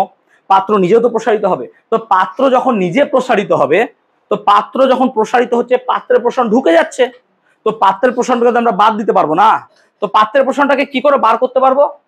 না তো পাত্রের প্রসারণ বার করতে পারবো প্রকৃত প্রসারণ থেকে আপাতটাকে বাদ দিয়ে। তাহলে আমাকে প্রকৃত প্রসারণটা জানতে হবে, না হলে হবে না। সেই জন্য তরলের দু রকমের প্রসারণ পাওয়া যায়, কারণ তাকে কোনো না কোনো পাত্রে রেখে গরম করতে হয়। সেই কারণে ধরো আমার কাছে এই থার্মোফ্লাস্ক আছে, এই থার্মোফ্লাস্কের ভেতরে কিছু জল আছে, চা আছে অবভিয়াসলি। তো এবার আমি যখন একে গরম করব, তখন এই থার্মোফ্লাস্কটাও আকারে বাড়বে, ইয়েস অর নো? তাহলে এই থার্মোফ্লাস্কের প্রসারণটাও তো এর মধ্যে ঢুকে যাবে রে ভাই। তো সিম্পল কথা বলতে গেলে তরলের দু প্রকার প্রসারণ এই কারণে দেখা যায়, কারণ তরলকে কোনো না কোনো পাত্রে রেখে গরম করতে হয়। তরলকে ন্যাচারালি গ্যাস জ্বলছে চলো জল ঢেলে দিই গরম হয়ে যাবে, নয়, কারণ তরলের নিজস্ব কোনো আকার আকৃতি নেই, এই সেন্সে আমরা বলতে পারি। তাহলে তরলের দু প্রকার প্রসারণ দেখা যায়, কিন্তু তরলের শুধুমাত্র আয়তন প্রসারণ দেখা যায়, তরলের দৈর্ঘ্য নাই, তরলের ক্ষেত্রফলও নাই। কেন নাই স্যার? কারণ তরলের নির্দিষ্ট আকার আকৃতি নেই। তরলকে যে পাত্রে রাখবে সে সেই পাত্রের আকার আকৃতি নিয়ে নেবে। তরলের নিজস্ব আয়তন আছে, তরলের নিজস্ব আয়তন আছে, কিন্তু কঠিনের কি আয়তনও আছে, দৈর্ঘ্যও আছে, ক্ষেত্রফলও আছে, এগুলো সব নির্দিষ্ট কঠিনের ক্ষেত্রে।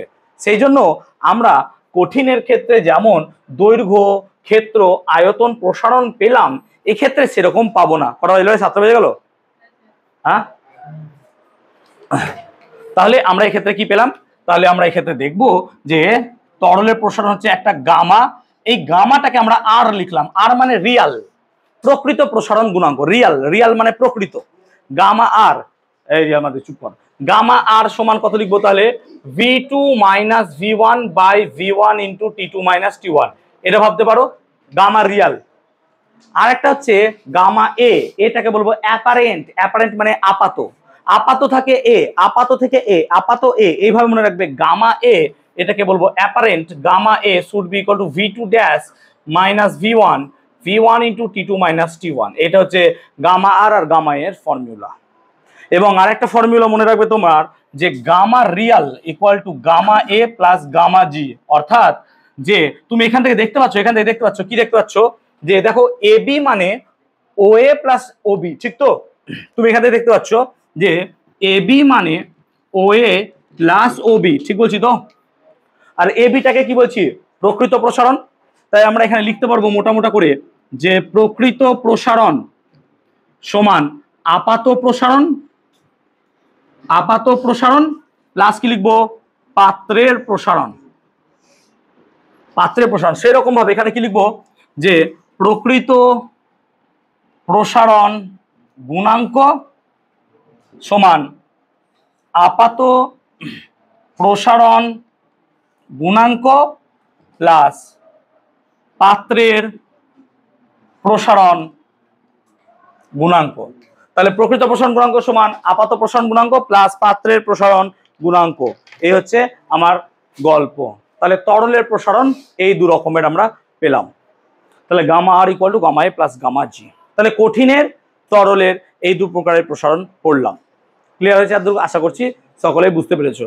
এবার আমরা পড়বো হচ্ছে কি না, তো গ্যাসের প্রসারণ। এবার কি হয়নি দিকটা হয়ে গেছে তো? এবার পড়বো, হেডিং করো গ্যাসের প্রসারণ।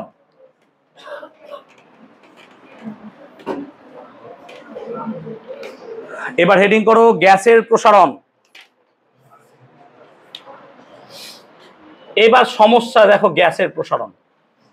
তুমি ভাবো গ্যাসের আচরণ চ্যাপ্টারটার কথা ভাবো, যে কোনো একটা জায়গায় যদি কিছু পরিমাণ গ্যাস থাকে তাহলে সেই গ্যাসের নির্দিষ্ট আয়তন আছে আর নির্দিষ্ট চাপ আছে। ওই গ্যাসের তো নির্দিষ্ট আয়তন নির্দিষ্ট চাপ আছেই, ঠিক আছে? এখন যদি আমি উষ্ণতা বাড়াই, টি বৃদ্ধি করি, তাহলে টি বৃদ্ধি করলে তার দুটো ফল হবে, কি বলতো? তার আয়তনও বাড়বে আর তার চাপও কি হবে? বাড়বে। তার আয়তনও বাড়বে আর চাপও বাড়বে। লজিক্যালি যখনই আমি ভি দেখবো আয়তন বাড়ছে বা চাপ বাড়ছে, দ্যাট ইজ লিঙ্কড উইথ টি, উষ্ণতা। তাই তোমরা পড়েছো চার্লসের সূত্র, মনে করে দেখো, উষ্ণতা বাড়লে গ্যাসের আয়তন কি হয়? বৃদ্ধি পায়। সেরকমই রেনোর সূত্র, চাপের সূত্র যেটাকে আমরা বলি, উষ্ণতা বাড়লে চাপ কি হয়? বৃদ্ধি পায়। তাহলে লজিক্যালি উষ্ণতা বাড়লে গ্যাসের চাপ আয়তন দুটোই বৃদ্ধি পাচ্ছে সাইমালটেনিয়াসলি। সো আমরা যখনই গ্যাসের উষ্ণতা বাড়াবো তখন আয়তন বাড়বে, তখন চাপকে কি রাখতে হবে? স্থির। সেই জন্য চার্লসের সূত্রে আমরা কি ছিল? স্থির চাপ কথাটা উল্লেখ। কেন? যদি আমি উষ্ণতা বাড়াই তাহলে আয়তনও বেড়ে যাবে, চাপও বেড়ে যাবে, আমি ধরতে পারবো না যে কিভাবে বাড়ছে। সেই কারণে উষ্ণতা বৃদ্ধি করার সময় চাপকে স্থির রেখে আয়তনটাকে বাড়াবো, ঠিক আছে? তাই মাথায় রাখবো যে আমরা যখনই গ্যাসের প্রসারণ গুণাঙ্ক বলবো তখন অবভিয়াসলি স্থির চাপ কথাটা কিন্তু উল্লেখ করব। কেন? কারণ কি উষ্ণতা বাড়ালে গ্যাসের চাপ আর আয়তন দুটোই বেড়ে যায়, সেই কারণে চাপটাকে আমরা স্থির রাখবো। ক্লিয়ার?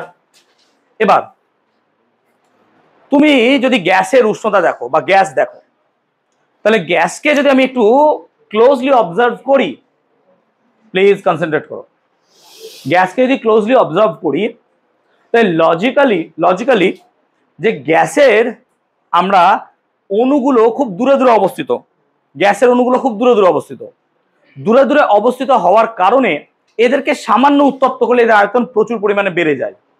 সেই কারণে তোমরা পড়েছো গ্রীষ্মকালে বেশি পরিমাণে টায়ার ফেটে যায়। তার কারণ কি? গরম হলে পরে সহজেই আয়তন বৃদ্ধি পায়, ন্যাচারাল। তাহলে আমি যখনই দেখবো কোনো একটা গ্যাসকে, ধরো কোনো একটা গ্যাসকে 0 ডিগ্রি সেলসিয়াস থেকে 1 ডিগ্রি সেলসিয়াস বাড়াচ্ছি, তাহলে গ্যাসকে 0 থেকে 1 ডিগ্রি বাড়াচ্ছি মানে কত ডিগ্রি বাড়াচ্ছি? 1 ডিগ্রি। তার যে পরিমাণ উষ্ণতা বাড়বে, যদি আমি 99 ডিগ্রি সেলসিয়াস থেকে 100 ডিগ্রি সেলসিয়াসে বাড়াই, দেখা যাবে তার উষ্ণতা আরো বেশি পরিমাণ বেড়ে যাচ্ছে বা কম বাড়ছে, হোয়াটএভার, বেশি বাড়বে। তাহলে উষ্ণতার বিভিন্ন পাল্লায় গ্যাসের আয়তন প্রসারণের মান বিভিন্ন হচ্ছে। আই রিপিট, কোন একটা গ্যাসকে 0 থেকে 1 ডিগ্রি সেলসিয়াস বাড়ালাম, যে পরিমাণ তার আয়তন বাড়লো, আমি যদি সেই গ্যাসকে 99 থেকে 100 ডিগ্রি সেলসিয়াস পর্যন্ত বাড়াই তাহলে পরে তার আয়তন বৃদ্ধি অনেক বেশি হবে। তাহলে আমি কোনো একটা গ্যাসকে যখন বাড়াবো তখন 0 ডিগ্রি থেকে বাড়াবো না কোন একটা উষ্ণতা থেকে বাড়াবো সেটা বলা খুব টাফ। কেন টাফ স্যার? কারণ যখনই আমরা কোনো গ্যাসকে বৃদ্ধি করব বা উষ্ণতা বাড়াবো, যদি 0 ডিগ্রি থেকে বাড়াই একরকম রেজাল্ট দেবে, 99 থেকে বাড়াই একরকম রেজাল্ট দেবে। তাহলে যদি রেজাল্ট আলাদা আলাদা হয় তাহলে প্রসারণ গুণাঙ্ক ব্যাপারটাও কিন্তু আলাদা হয়ে যাবে। সেই কারণে এই ত্রুটিটাকে দূর করার জন্য গ্যাসের প্রসারণ গুণাঙ্ক সংজ্ঞা দেওয়ার সময় 0 ডিগ্রি সেলসিয়াসটাকে মেনশন করা হলো। অর্থাৎ কোনো গ্যাসের প্রসারণ গুণাঙ্ক যখন আমি বলবো তখন 0 ডিগ্রি সেলসিয়াস কথাটা আমরা উল্লেখ করব। 0 ডিগ্রি সেলসিয়াস কথাটাকে আমরা কি করব? উল্লেখ করব। সো গ্যাসের প্রসারণ গুণাঙ্কর সংজ্ঞায় 0 ডিগ্রি সেলসিয়াস কেন থাকে? গ্যাসের প্রসারণ গুণাঙ্কের সংজ্ঞায় 0 ডিগ্রি সেলসিয়াস এই কারণে থাকে যে উষ্ণতার বিভিন্ন পাল্লায় গ্যাসের প্রসারণ বিভিন্ন হয়। তাহলে যে কোনো উষ্ণতাটাকে যদি আমি প্রাথমিক উষ্ণতা ধরে নিতাম তাহলে তার রেজাল্ট বিভিন্ন ক্ষেত্রে বিভিন্ন হতো। তোমার গ্যাস যদি তুমি 59 ডিগ্রিতে ধরো, আমি যদি ধরি 49 ডিগ্রিতে, কেউ ধরে 89 ডিগ্রি সেলসিয়াসে, প্রত্যেক ক্ষেত্রে রেজাল্ট কি আসবে? আলাদা। স্যার আগের ক্ষেত্রে হতো না, তরলে হতো না? না। কেন? তরলের প্রসারণ কি হয়? কম। গ্যাসের প্রসারণ কি হয়? অনেক বেশি। এই প্রসারণ বেশি হয় বলেই এই সমস্যাটা দাঁড়ালো, এই সমস্যাটা দাঁড়ালো। সেই কারণে গ্যাসের প্রসারণ গুণাঙ্কের সংজ্ঞায় 0 ডিগ্রি সেলসিয়াস উল্লেখ করতে হয়।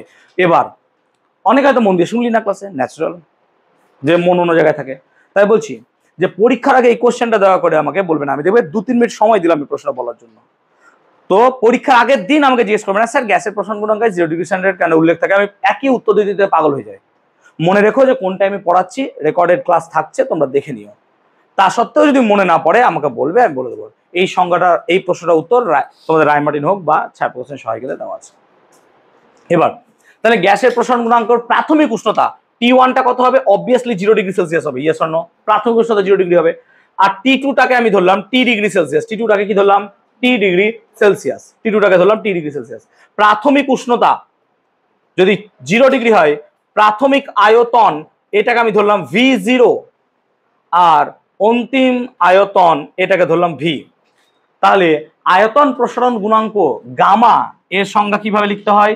না তো sir V2 minus V1 by V1 into কত লিখতে হয়? T2 minus T1। এটা নিশ্চয়ই ফর্মুলা। এবার এক্ষেত্রে যদি মানগুলো গ্যাসের ক্ষেত্রে বসাই, তাহলে গ্যাসেরও তো আয়তন প্রসারণ গুণাঙ্কই থাকবে। তাহলে V2-র জায়গায় লিখবো আমি কত? V অন্তিম, প্রাথমিকের জায়গায় V0 ইন্টু T মাইনাস 0, অর্থাৎ gamma should be equal to V minus V0 by V0T। এখান থেকে তুমি লিখতে পারো V মাইনাস V0 সমান V0 গামা T।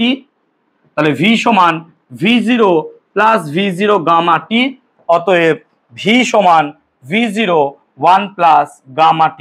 দেখ এইটাই তুই লিখতে পারবি ফাইনাল। তাহলে আমরা তাপ অধ্যায় থেকে পেলাম ক্যাপিটাল V সমান V0 1 প্লাস গামা T। তোরা যদি চার্লসের সূত্র মনে করতে পারিস,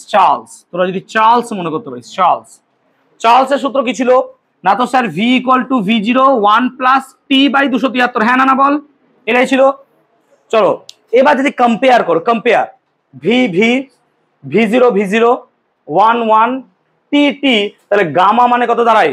1 বাই 273। সেই জন্য মনে রাখবি গামা মানে 1 by 273 degree Celsius to the power -1। অর্থাৎ আমরা যেখানে দেখলাম কঠিন ও তরলের প্রসারণ গুণাঙ্ক বিভিন্ন কঠিন বা তরল পদার্থের উপর নির্ভর করে, গ্যাসের ক্ষেত্রে এর ব্যতিক্রম দেখা গেল। অর্থাৎ গ্যাসের আয়তন প্রসারণ গুণাঙ্কের মান ধ্রুবক। আই রিপিট, গ্যাসের আয়তন প্রসারণ গুণাঙ্কের মান ধ্রুবক। গ্যাসের আয়তন প্রসারণ গুণাঙ্কের মান ধ্রুবক এবং এর মান কত? না তো sir 1 by 273 degree Celsius to the power -1। এটাকে আমরা এইভাবেও লিখতে পারবো গামা V। যদি আমরা রেনোর সূত্র বসাতাম, তাহলে আমরা পেতাম গামা P সমান 1 by 273 degree C to the power -1। এটা কি?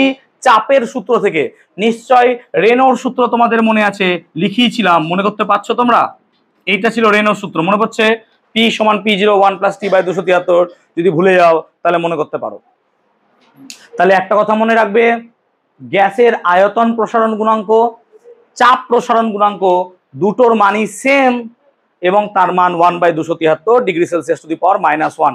আই রিপিট, গ্যাসের আয়তন প্রসারণ গুণাঙ্ক, গ্যাসের চাপ প্রসারণ গুণাঙ্ক এর মান সমান, গ্যাসের আয়তন প্রসারণ গুণাঙ্ক, গ্যাসের চাপ প্রসারণ গুণাঙ্কের মান সমান এবং এর মান কত? 1 by 273 degree Celsius to the power -1। I repeat, 1 by 273 degree Celsius to the power -1। Clear? Okay, এবার আমরা পড়বো দ্বিধাতব পাত। টপিক লেখো দ্বিধাতব পাত।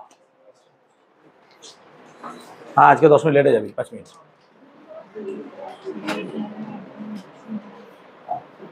দ্বিধাতব পাত। দ্বিধাতব পাত কাকে বলে?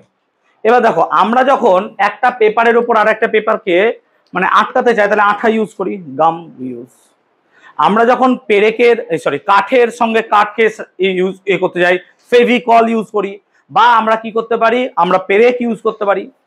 কিন্তু তুমি এমন একটা কনসিডারেশন ভাবো যে এইটা একটা লোহার পাত এবং এটা একটা তামার পাত, এদেরকে আমি জুড়ে দিতে চাইছি, তাহলে তোমার সব থেকে যেটা মাথায় আসবে সব থেকে ভালো, ড্রিল করুন, ড্রিল করে নাট বল্টু দিয়ে মানে টাইট করে দিন, দ্যাটস দ্য বেস্ট। তাহলে একদম টাইট হয়ে গেল নাট বল্টু, তাই তো? মানে এখানে একটা নাট থাকবে, নাট বল্টু দিয়ে দিলাম এইরকম, ঠিক বলছি তো? এরকম টাইপের কনসেপ্ট, যেটা ট্রু। এবার এইরকম যদি পাত পাওয়া যায় তাকে বলবো আমরা দ্বিধাতব পাত। দ্বিধাতব মানে দুটো ধাতু দিয়ে তৈরি আলাদা আলাদা। এবার ন্যাচারালি আমার কোনো কোনো জায়গায় যখন দ্বিধাতব পাত বা কখনো এইরকম সিস্টেম করতে হয়, তখন সব সময় নাট বল্টু ইউজ করাটা একটা বুদ্ধিমানের কাজ হয় না। কেন? ধরো তুমি হাওড়া ব্রিজের কথাই ভাবো, হাওড়া ব্রিজে যদি দেখো, তাহলে হাওড়া ব্রিজে ধরো দুটো পাতকে যখন জয়েন করা হবে, ধরো এই পাতটার সাথে এই পাতটাকে আমি এখানে জয়েন করব, এবং সেটা ধরো হিউম্যান রিচের মধ্যে আছে, মানুষ হাত দিতে পারে এরকম জায়গায়। এবার নাট বল্টু গুলো নিশ্চয়ই হাওড়া ব্রিজের ক্ষেত্রে ছোট ছোট হবে না, এরকম বড় বড় নাট বল্টু হবে, এরকম বড় বড়, ঠিক আছে? এক একটা নাট বল্টুর ওজনই হয়তো তোমার 2 কিলো 4 কিলো করে হবে, অবভিয়াসলি ভাই হাওড়া ব্রিজ কয়েক টন স্টিল আছে তার মধ্যে। এবার যদি ওখানে থাকে, এবার ওই জায়গায় যদি কেউ এরকম বড় বড় নাট বল্টু দেখে, রাতের অন্ধকারে নাট বল্টুটাকে খুলে নিয়ে বাড়ি চলে যেতে পারে। অবভিয়াসলি ভাই তুই চিন্তা করতে পারবি না, এই দিক দিয়ে সব থেকে এগিয়ে আছে Bihar, it's the very good state. মানে ওখানে এত সুন্দর সুন্দর চুরির ঘটনা পাওয়া যায় এবং অভিনব উপায়ে, দ্যাট ইজ মাইন্ড ব্লোয়িং। আমি রিসেন্টলি, যেটা সব থেকে বড় কথা, 3টে উদাহরণ দিচ্ছি, যে আজ থেকে গত বছর আগে তখনও পড়িয়েছিলাম, তখন উদাহরণ দিয়েছিলাম যে কি, যে মানে এইরকম ভাবে তৈরি একটা ব্রিজকে ক্রেনে করে তুলে নিয়ে চুরি করে নিয়ে পালিয়ে গেছে। তুই যদি গুগল করিস অবভিয়াসলি পাবি, তুই খুঁজে দেখতে পারিস। 1 নম্বর, এটা হলো ফার্স্ট চুরি, মানে রেলের ব্রিজকে তুলে নিয়ে পালিয়ে গেল। 2 নম্বর চুরি, রেল ট্র্যাককে কাটার দিয়ে কেটে বোধহয় কয়েকশো মিটার রেল ট্র্যাককে চুরি করে নিয়ে পালিয়ে গেছে। লোহা বিক্রি করে দেবো, রেল ট্র্যাককে বিক্রি করে দিয়েছে। তুই গুগল করতে পারিস, আমি অন ক্যামেরাকে মিথ্যা থরি না বলবো। আর 3 নম্বর, সব থেকে যেটা চমৎকার, রাস্তার পিচ চুরি করে নিয়ে পালিয়ে গেছে। রাস্তার পিচ, তো ক্যান ইউ ইমাজিন যে রাস্তার পিচ পর্যন্ত চুরি করে নিয়ে চলে যায়, ঠিক আছে? তো এবার এই জায়গাটায়, হ্যাঁ এটা তো ইন্ডিয়ান নিউজ, এবার তাহলে এখানেও তাই হতে পারতো, তাহলে ওই নাট বল্টু গুলোকে খুলে বাড়ি নিয়ে চলে যেতে পারতো, তাহলে কি তো ব্রিজ ভেঙে যেত ভাই, তাই না? তাহলে এই জিনিসটাকে সরানোর জন্য বা এটাকে ঠিক করার জন্য কি করতে পারি? তাহলে দেখ ভালো কথা, ধর এরকম দুটো পাত আছে, প্লিজ কনসিডার কর, এরকম দুটো পাত আছে, ধর এরকম দুটো পাত আছে, এরকম পাত আছে। এবার আমি কি করেছি, এখানে একটা ছিদ্র করেছি, এখানে একটা ছিদ্র, এরকম 4টে ছিদ্র করলাম, ঠিক আছে? ড্রিল করলাম, ড্রিল করে এটাকে এবার উত্তপ্ত করলাম। এবার দেখ, এটাকে যদি উত্তপ্ত করা হয়, দুটো ধাতুই প্রসারণ হবে, প্রসারণ হলে পরে ওই ছিদ্রটাও প্রসারণ হবে, ইয়েস অর নো? এটাও বড় হবে। কেন? বড় করছো তো তাকে তুমি। তাহলে এবার যখন ছিদ্রটা বড় হলো, ওই বড় মাপের ছিদ্রের এরকম কিছু একটা ধাতব পদার্থ দিয়ে আটকে দিলাম, ঠিক ওই বড় মাপের। এবার একে আস্তে আস্তে ঠান্ডা করতে দিলাম। এবার যদি একে আস্তে আস্তে ঠান্ডা করতে দিই, তাহলে ছিদ্রটা আগের সাইজে আসতে চাইবে, ইয়েস অর নো? কিন্তু এ তো বড় সাইজে, তাই ওখানে একদম কামড়ে বসে যাবে, ইয়েস অর নো? তাহলে একে আলাদা করতে গেলে অনলি একমাত্র উপায় যে তাকে এইরকম ভাবে আবার কি করো, গরম করো, ওই উত্তপ্ত, তবেই তুমি এই ছিদ্রগুলো আবার সেই বড় হবে, আবার সেইটাকে বের করে দুটোকে আলাদা করতে পারবে। তাহলে এইরকম অবস্থা দিয়ে ব্রিজে করে দিই, তাহলে এই ব্রিজটা থেকে এই পাতটাকে খোলার জন্য আমাকে ব্রিজটাকে গরম করতে হবে, তাছাড়া কোনো উপায় আর নাই। আর তুমি ওখানে গিয়ে যদি আগুন জ্বালিয়ে গরম করতে যাও, লোক তোমাকে ধরবে কিছু করছো। সেই কারণে এই রকম ব্যবস্থা নেওয়া হয়, এইটাকে বলবো আমরা রিভেটিং। সেই জন্য তোমরা অনেক সময় হাওড়া ব্রিজের মাথার এরকম গোল গোল অংশ দেখবে, সেগুলো বেসিক্যালি সব রিভেটিং এর অংশ। সো এগুলো রিভেট করা হয়। এরকম রিভেট করা ধাতব পাত রেলওয়ে ব্রিজ বা নর্মাল ব্রিজে আমরা অহরহ দেখতে পাই, মানে দেখাই যায়। এবার এইরকম পাতকে যারা রিভেট করা আছে তাদেরকে যদি উত্তপ্ত করা হয় তাহলে কি হবে? এবার দেখো, দুটো আলাদা আলাদা পদার্থ আছে, একটা লোহা একটা তামা, দুটোরই প্রসারণ আলাদা, লোহার প্রসারণ আলাদা, তামার প্রসারণ আলাদা। এবার দুটোকে যদি উত্তপ্ত করি আমি, তাহলে লোহার প্রসারণ আলাদা হবে, তামার প্রসারণ আলাদা হবে। এবার যদি আমি লোহা আর তামা দুটোর এই মিশ্রণকে বা এই সিস্টেমটাকে উত্তপ্ত করি, তাহলে দেখা যায় এটা সামান্য পরিমাণ বেঁকে যায়। কেন বেঁকে গেল স্যার? কেন? Why why why? কারণ দেখো, লোহার প্রসারণ কম, তামার প্রসারণ বেশি। তাহলে যার প্রসারণ বেশি হবে সে তো বাইরের দিকে থাকবে, কারণ তার প্রসারণটা বেশি হয়েছে। আর যার প্রসারণ কম সে ভেতরের দিকে থাকবে। সেই জন্য একটা দ্বিধাতব পাতকে যদি উত্তপ্ত করা হয় সেটা বেঁকে যায়। কেন? তার কারণ হচ্ছে দুটো আলাদা আলাদা পদার্থ হওয়ায় তাদের প্রসারণটাও কি হবে? আলাদা আলাদা। প্রসারণ আলাদা আলাদা হওয়ার জন্য যার প্রসারণ বেশি সে বাইরের দিকে থাকবে, যার প্রসারণ কম সে ভেতরের দিকে থাকবে। এইভাবেই আমরা দ্বিধাতব পাতকে বেঁকে যেতে দেখবো। এবং এর একটা গুরুত্বপূর্ণ ব্যবহারও আছে। কোথায়? আমরা যদি অগ্নি সংকেত যন্ত্র দেখি, তাহলে সেই অগ্নি সংকেত যন্ত্র, ফায়ার অ্যালার্ম, সেই সমস্ত জায়গায় আমরা এই জিনিসগুলোকে দেখবো ইউজফুল হয়। তাহলে দ্বিধাতব পাত কি, রিভেটিং কি, দ্বিধাতব পাতের ব্যবহার কি, এইগুলো আমরা বুঝলাম। এবার আমরা পড়বো কোনটা। ধরো এখানে তোমার এই সিস্টেমটা দেওয়া আছে, একটা সার্কিট যে একটা দ্বিধাতব পাত দেওয়া আছে এরকম ভাবে, প্লিজ দেখো এরকম ভাবে দেওয়া আছে। এবার ধরো সামহাও এখানে আগুন লেগেছে, আগুন লাগলে কি হবে? তাপ পাবে, তো তাপ পাওয়ার ফলে বেঁকে যাবে। এমন ভাবে মাখবে, আমি ধরে নিচ্ছি যে এটা বেঁকে এইদিকে চলে যাবে, এইদিকে। তাহলে এর সাথে একটা সার্কিট কানেক্ট করা আছে। যতক্ষণ না সার্কিট কানেক্ট হচ্ছে ততক্ষণ তো কারেন্ট ফ্লো করবে না। এবার যখনই বেঁকে যাচ্ছে তাহলে এখানে কি হবে? এরকম করে টাচ করে গেলে পুরো সার্কিট কভার করলো, রিং বাজতে শুরু করবে। এইভাবে কাজ করে, ঠিক আছে?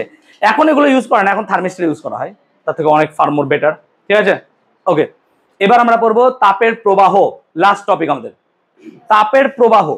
তাপের প্রবাহ কাকে বলে?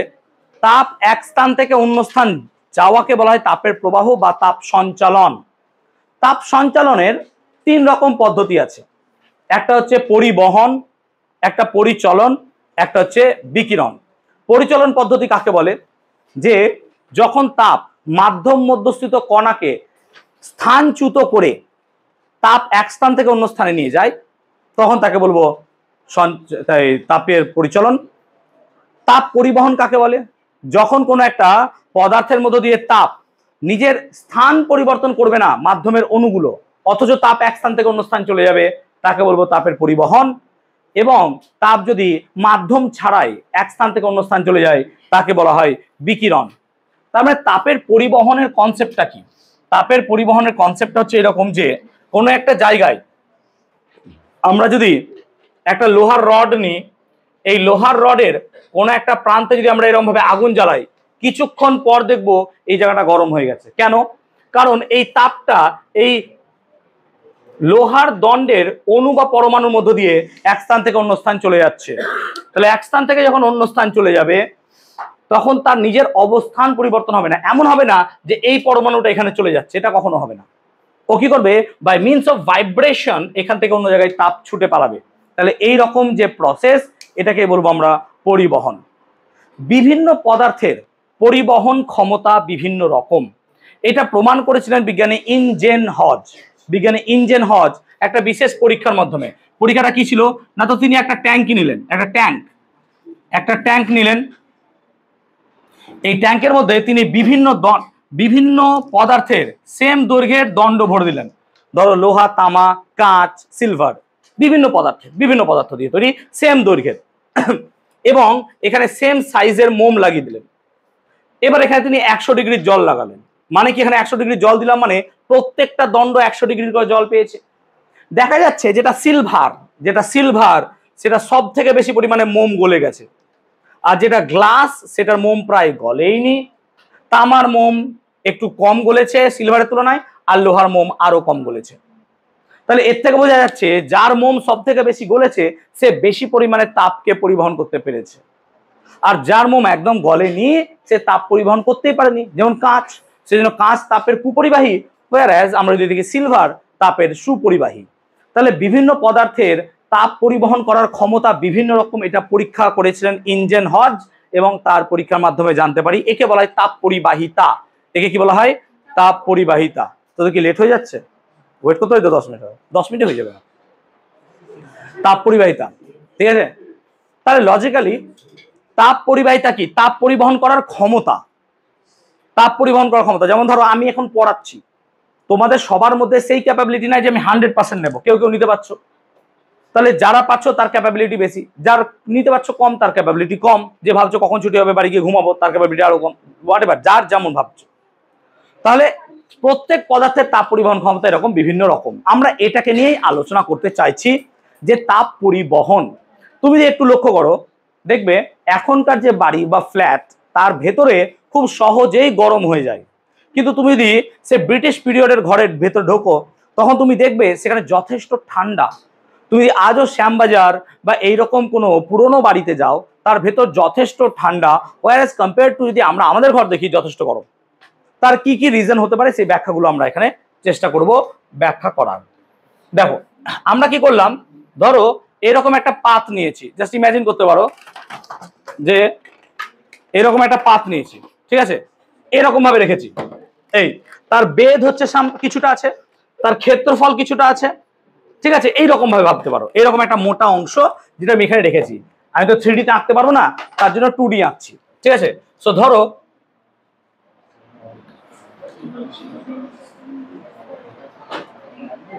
এরকম টাইপের ভাবো, ঠিক আছে, এই সিচুয়েশনটা এরকম। এবার এর বেধ কত ধরলাম, এর বেধ হচ্ছে ডি, মোটা ডি, ডি মোটা, থিকনেস। ক্ষেত্রফল ধরলাম এ, ক্ষেত্রফল হচ্ছে এ, এ ক্ষেত্রফল তার ক্ষেত্রফল কত আছে এ। ধরো টি সময় ধরে তাপ, টি সময় ধরে তাপ একদিক থেকে অন্যদিকে যাচ্ছে, কিউ যাচ্ছে, কিউ তাপ টি সময় ধরে যাচ্ছে।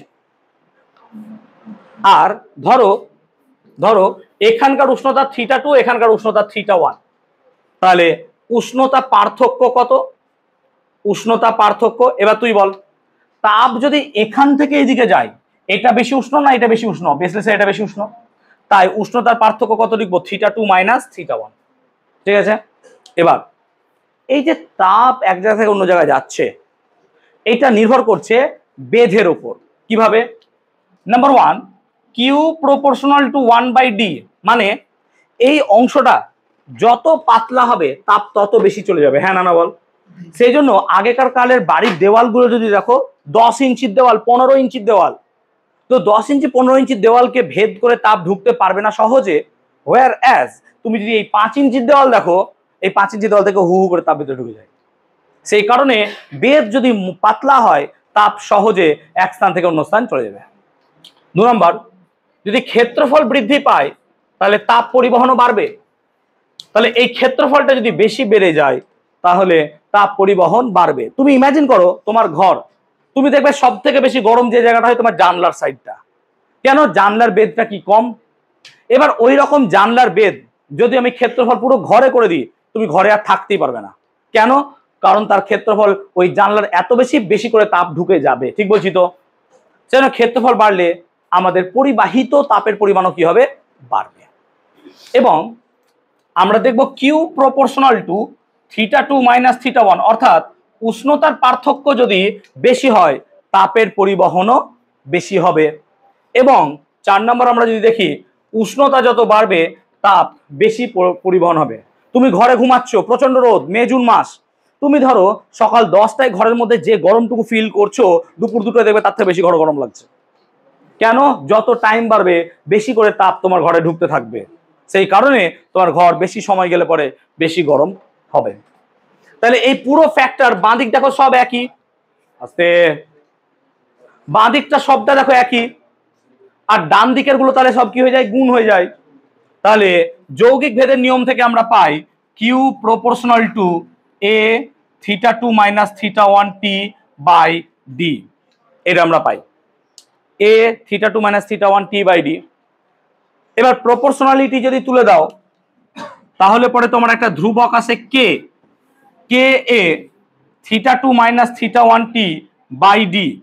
এই যে কেটা দেখলে, এই কেটা হচ্ছে অবশ্যই একটা সমানুপাতিক ধ্রুবক, এই কেটা অবশ্যই একটি সমানুপাতিক ধ্রুবক, কিন্তু এর একটা নাম আছে, একে বলা হয় তাপ পরিবাহিতাঙ্ক, একে বলা হয় তাপ পরিবাহিতাঙ্ক, একে বলবো তাপ পরিবাহিতাঙ্ক। এবং এটা মাথায় রাখবি পদার্থের প্রকৃতির উপর নির্ভর করে, উপাদানের উপর নির্ভর করবে, পদার্থের প্রকৃতি বা উপাদানের উপর নির্ভর করবে তাপ পরিবাহিতাঙ্ক। তাই তাপ পরিবাহিতাঙ্ক পদার্থের উপাদানের উপর নির্ভর করে, এবং ক্যাপিটাল কে সমান তুই লিখতে পারবি QD by A θ2 minus θ1 into T. I repeat, ফর্মুলাটা মনে রাখবো, K equal to QD by A θ2 minus θ1 into T. I repeat, K QD by A θ2 minus θ1 into T. হ্যাঁ হ্যাঁ, এটা কঠিন পদার্থ, পরিবহন কঠিন পদার্থ ছাড়া হবে না। উদাহরণ তো দিয়েছিলাম আমি, একটা রড। ওকে, এবার যদি আমরা এর একক লিখি, একক দেখ, একক টাকা, এসআই পদ্ধতিতে যদি একক বার করি তাহলে কে এর একক কি হবে? পুরোটার একক বসাতে হবে। এসআই পদ্ধতিতে কিউ, কিউ মানে তাপ। এই কি হয়েছে তোদের? এখন চুপ করে 5 মিনিট বস। কিউ, কিউ এর একক কি? তাহলে তাপ, তাপের একক কি? জুল। ডি মানে দূরত্ব, দূরত্বের একক কি? মিটার। এ মানে ক্ষেত্রফল, ক্ষেত্রফলের একক কি? Metre square. উষ্ণতার একক কি? কেলভিন বা ডিগ্রি সেলসিয়াস লেখ। আর সময়ের একক কি? সেকেন্ড। এই হচ্ছে তার গল্প। তাহলে এর এককটা যদি বার করিস তাহলে মিটার মিটার কেটে যায়, দেখ, joule, second to the power -1, metre to the power -1, degree Celsius to the power -1। এটা হচ্ছে তার ইউনিট। ঠিক বলছি তো? ঠিক। তাহলে তাপ পরিবাহিতাঙ্কের এসআই একক কিন্তু এটা মাথায় রাখবি প্লিজ, ভালো করে দেখ এই জায়গাটা। পরীক্ষায় কতবার এসেছে তার ঠিক নাই। তাপ পরিবাহিতাঙ্কের এসআই একক আবার দেখ, এইটা মানে হচ্ছে জুল পার সেকেন্ড। ঠিক বলছি তো? আর তোরা ক্লাস 9-এ পড়েছিস কার্যক্ষমতা শক্তি অধ্যায়ে, জুল পার সেকেন্ড কে ওয়াট বলা হয়। তাই এটার আর একটা একক হচ্ছে watt, metre to the power -1, সেটা ডিগ্রি সেলসিয়াসে কেলভিন লেখ, কারণ এসআই পদ্ধতিতে তো কেলভিনই হয় ultimately. Watt, metre to the power -1, K to the power -1, এইটা হচ্ছে তার ইউনিট। তাহলে আমরা মাথায় রাখবো এসআই পদ্ধতিতে অ্যাকচুয়ালি দুটো ইউনিট পেলাম, joule second to the power -1, metre to the power -1, kelvin to the power -1, or watt metre -1 K -1। আমরা যদি সিজিএস পদ্ধতিতে লিখি তাহলে কি একক লিখবো? ভালো করে দেখবি, calorie second to the power -1, সেমি -1, ডিগ্রি সি -1। এইটা হচ্ছে সিজিএস পদ্ধতিতে রিলেশন। এটা হচ্ছে সিজিএস পদ্ধতিতে রিলেশন। ওকে, এখন আমরা যদি দেখি joule by second metre kelvin মানে কত, এটার সাথে আমি এটা রিলেশন বানাতে চাইছি, এটার সাথে এটা রিলেশন, ভালো করে শোন, এটার সাথে এটা রিলেশন বানাতে চাইছি। চুপ করে বস, ভালো করে শান্ত মাথায়, এত অধৈর্য হলে হবে না। পড়াশোনা শিখতে এসেছিস, আমি কোনোদিনই লেট করে তোদের ছাড়িনি। আজকে আমার দরকার পড়েছে বলে হয়তো 5 মিনিট লেট করে ছাড়বো, তো আমি জানি না লেট হবেই কিনা। 7:30 আমার ছাড়ার কথা, 7:30 হয়তো ছেড়ে দেবো। 7:30 কি বেজে গেছে? ঠিক আছে, ও 2 মিনিট লেট হোক। আর যদি মনে হয় কারো যে না যেতেই হবে স্যার, যা, তাহলে যেতে পারিস। দেখ 5 মিনিট দ্বারা জুল, তাহলে 1 জুল মানে কত ক্যালোরি? আমরা জানি 1 ক্যালোরি মানে হচ্ছে 4.2 জুল। তাহলে 1 জুল মানে 1/4.2 ক্যালোরি বাই সেকেন্ড, মিটার মানে 1/100 সেন্টিমিটার, আর degree C to the power -1। তার মানে joule second to the power -1, metre to the power -1, K to the power -1। এইটা মানে দাঁড়ায় কত না, তো 1/1 মিটার সমান 100 সেমি। আমি কি লিখেছি উল্টো পাল্টা? 100 semi. So 140 420 calorie second to the power -1, semi to the power -1, degree C to the power -1। এটা রিলেশন মনে রাখবো আমরা, এটা পরীক্ষা অনেক সময় দেয়, বিশেষ করে মিশনে। ঠিক আছে, ওকে। এবার তাপ পরিবাহিতাঙ্কের সংজ্ঞা কি করে লিখবো? সংজ্ঞা এইখান থেকে লিখবো, এইখান থেকে সংজ্ঞা লিখবো। তাহলে একক ক্ষেত্রফল যুক্ত এবং একক প্রাথমিক উষ্ণতা বিশিষ্ট বা পার্থক্যযুক্ত কোনো, এইভাবে সংজ্ঞাটা বলবো আমরা। ঠিক আছে, একক বেদ, বেদটাকে আগে লিখে দিই, একক বেদ ও একক ক্ষেত্রফল যুক্ত কোনো পরিবাহীর দুই প্রান্তের উষ্ণতার পার্থক্য যদি একক হয়, তবে প্রতি একক সময়ে যে পরিমাণ তাপ উষ্ণতর পৃষ্ঠ থেকে শীতলতর পৃষ্ঠের দিকে লম্বভাবে পরিবাহিত হয় তাকে বলবো তাপ পরিবাহিতাঙ্ক।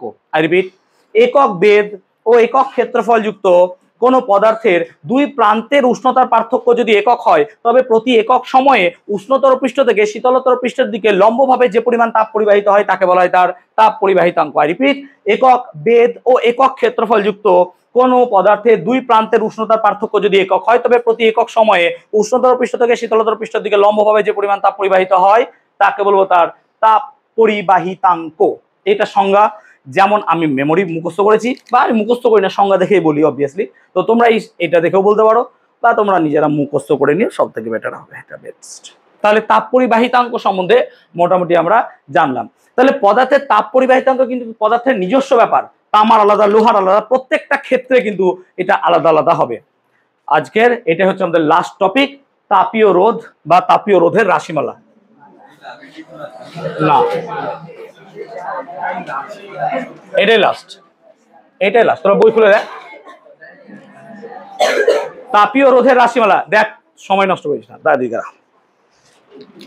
তাহলে আমরা জানি এটা, আমরা কেটে আমি লেখাটা উচিত, ঠিক আছে? আমরা জানি কি জানিস, দেখ এই যে ফর্মুলা, কিউ সমান কে এ θ2 - θ1 T/D।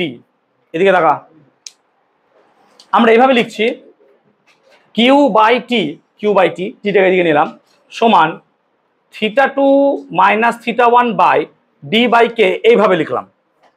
যেখানে এই Q/T-টাকে বলছি আমরা তাপ প্রবাহ, Q/T-টাকে বলছি তাপ প্রবাহ, θ2 - θ1-টাকে বলছি উষ্ণতা পার্থক্য, এটাকে বলছি উষ্ণতা পার্থক্য। তাহলে উষ্ণতার পার্থক্য, এটা হচ্ছে তাপ প্রবাহ। আমরা যখন এর পরেই পড়াবো চলতড়িৎ অধ্যায়, এই চলতড়িৎ অধ্যায়ে ওহমের সূত্র একটা আছে, ওহমের সূত্র। ওহমের সূত্রে দেখব Q/T সমান লেখা যায় VA - VB/R।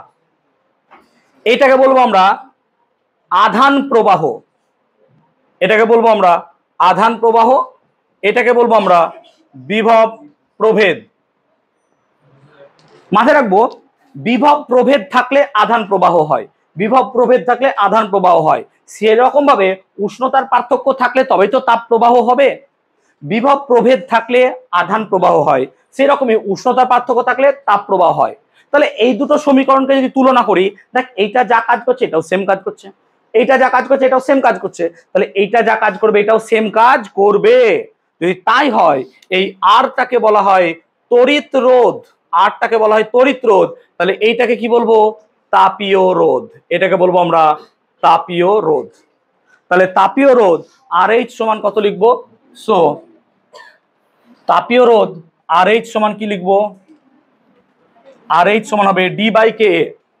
তাহলে তাপীয় রোধ RH সমান লিখবো D/K। মনে রাখবি, রোধ মানে বাধা দেওয়া, অর্থাৎ তাপীয় রোধ পদার্থের মধ্যে তাপ পরিবহনে বাধা দেয়। আই রিপিট, তাপীয় রোধ পদার্থের মধ্যে তাপ পরিবহনে কি দেবে? বাধা দেবে। এর যদি একক বার করতে চাও, এর একক কি হবে? ডি এর একক কি? মিটার। কে এর একক এক্ষুনি লিখেছিলাম, তোমরা যদি মনে করতে পারো, joule, second to the power -1, metre to the power -1, K to the power -1, আর এ মানে হচ্ছে মিটার স্কোয়ার। ভালো করে দেখলে পরে তুমি লিখতে পারবে, মিটারের সাথে মিটার স্কোয়ার কাটে, আর মিটার টু দি পাওয়ার -1 আর মিটার এটাও কেটে যাবে নাকি, কারণ পাওয়ার আছে। তাহলে এটাও যদি কেটে যায়, ভালো করে দেখ, মিটার টু দি পাওয়ার -1 এর সাথে মিটার এটাও কেটে যাবে। কেন? Metre to the power -1 into metre মানে কত হয়? 1। তাই তো জানিস তোরা, সূচকের নিয়ম রে ভাই। তাহলে যদি থাকে, তাহলে এটা লিখবো J-1 S K। এইটা মানে এভাবেও লেখা যায় K/JS-1, এটা মানে কি? W। তাহলে এটা একটা একক তো পেলি, এছাড়াও হবে W-1 ইন্টু K, এটা হচ্ছে তার একক। কোন পদ্ধতিতে? SI পদ্ধতিতে। তাহলে মাথায় রাখবো, তাপীয় রোধের SI পদ্ধতিতে একক হচ্ছে কত? W-1 K, W-1 into K, অথবা এইটা একক লিখতে পারো। তাপ পরিবাহিতাঙ্ক K এর মাত্রা যদি বার করতাম, এর মাত্রা কত হতো? ফর্মুলা মনে করো, QD/A θ2 - θ1 into T, QD/A θ2 - θ1 into T। তাহলে Q মানে শক্তি, ml² T-2, D মানে কি? দৈর্ঘ্য L, A মানে কি? L², উষ্ণতার মাত্রা কত? থিটা, আর সময়ের মাত্রা হচ্ছে T। তাহলে যদি দেখো, তাহলে L² কাটলে mL/T-3 θ-1, এটা হচ্ছে K এর মাত্রা, এটা হচ্ছে তাপ পরিবাহিতাঙ্কের মাত্রা। তাহলে স্যার তাপীয় রোধের মাত্রা কত হবে? D/KA। D মানে কত? D মানে হচ্ছে L, K এর মাত্রা কত? mL/T-3 θ-1, আর A মানে কত? L²। তাহলে কেটে দিলে পড়ে থাকছে m-1 L-2 T³ θ, এটা হচ্ছে তাপীয় রোধের মাত্রা। তাহলে তাপীয় রোধের একক দেখলাম, তাপীয় রোধের মাত্রা দেখলাম। তাপীয় রোধের যদি সংজ্ঞা বলতে দেয় তাহলে একক বেধ ও একক ক্ষেত্রফল যুক্ত কোন পদার্থের তাপ পরিবাহিতাঙ্কের অনন্যকে বলবে তাপীয় রোধ। আই রিপিট, একক বেধ ও একক ক্ষেত্রফল যুক্ত কোন পদার্থের তাপ পরিবাহিতাঙ্কের অনন্যকে বলবো তাপীয় রোধ। আই রিপিট, একক বেধ ও একক ক্ষেত্রফল যুক্ত কোন পদার্থের তাপীয় পরিবাহিতাঙ্কের অনন্যকে বলা হয় তাপীয় রোধ। তাপীয় রোধ যেমন পেলাম তেমনি 1/k এটাকে বলবো তাপীয় রোধাঙ্ক। মাথায় রাখবো, এটাকে বলবো আমরা তাপীয় রোধাঙ্ক, এটাকে বলবো আমরা তাপীয় রোধাঙ্ক। তাপ শেষ করলাম আজকে।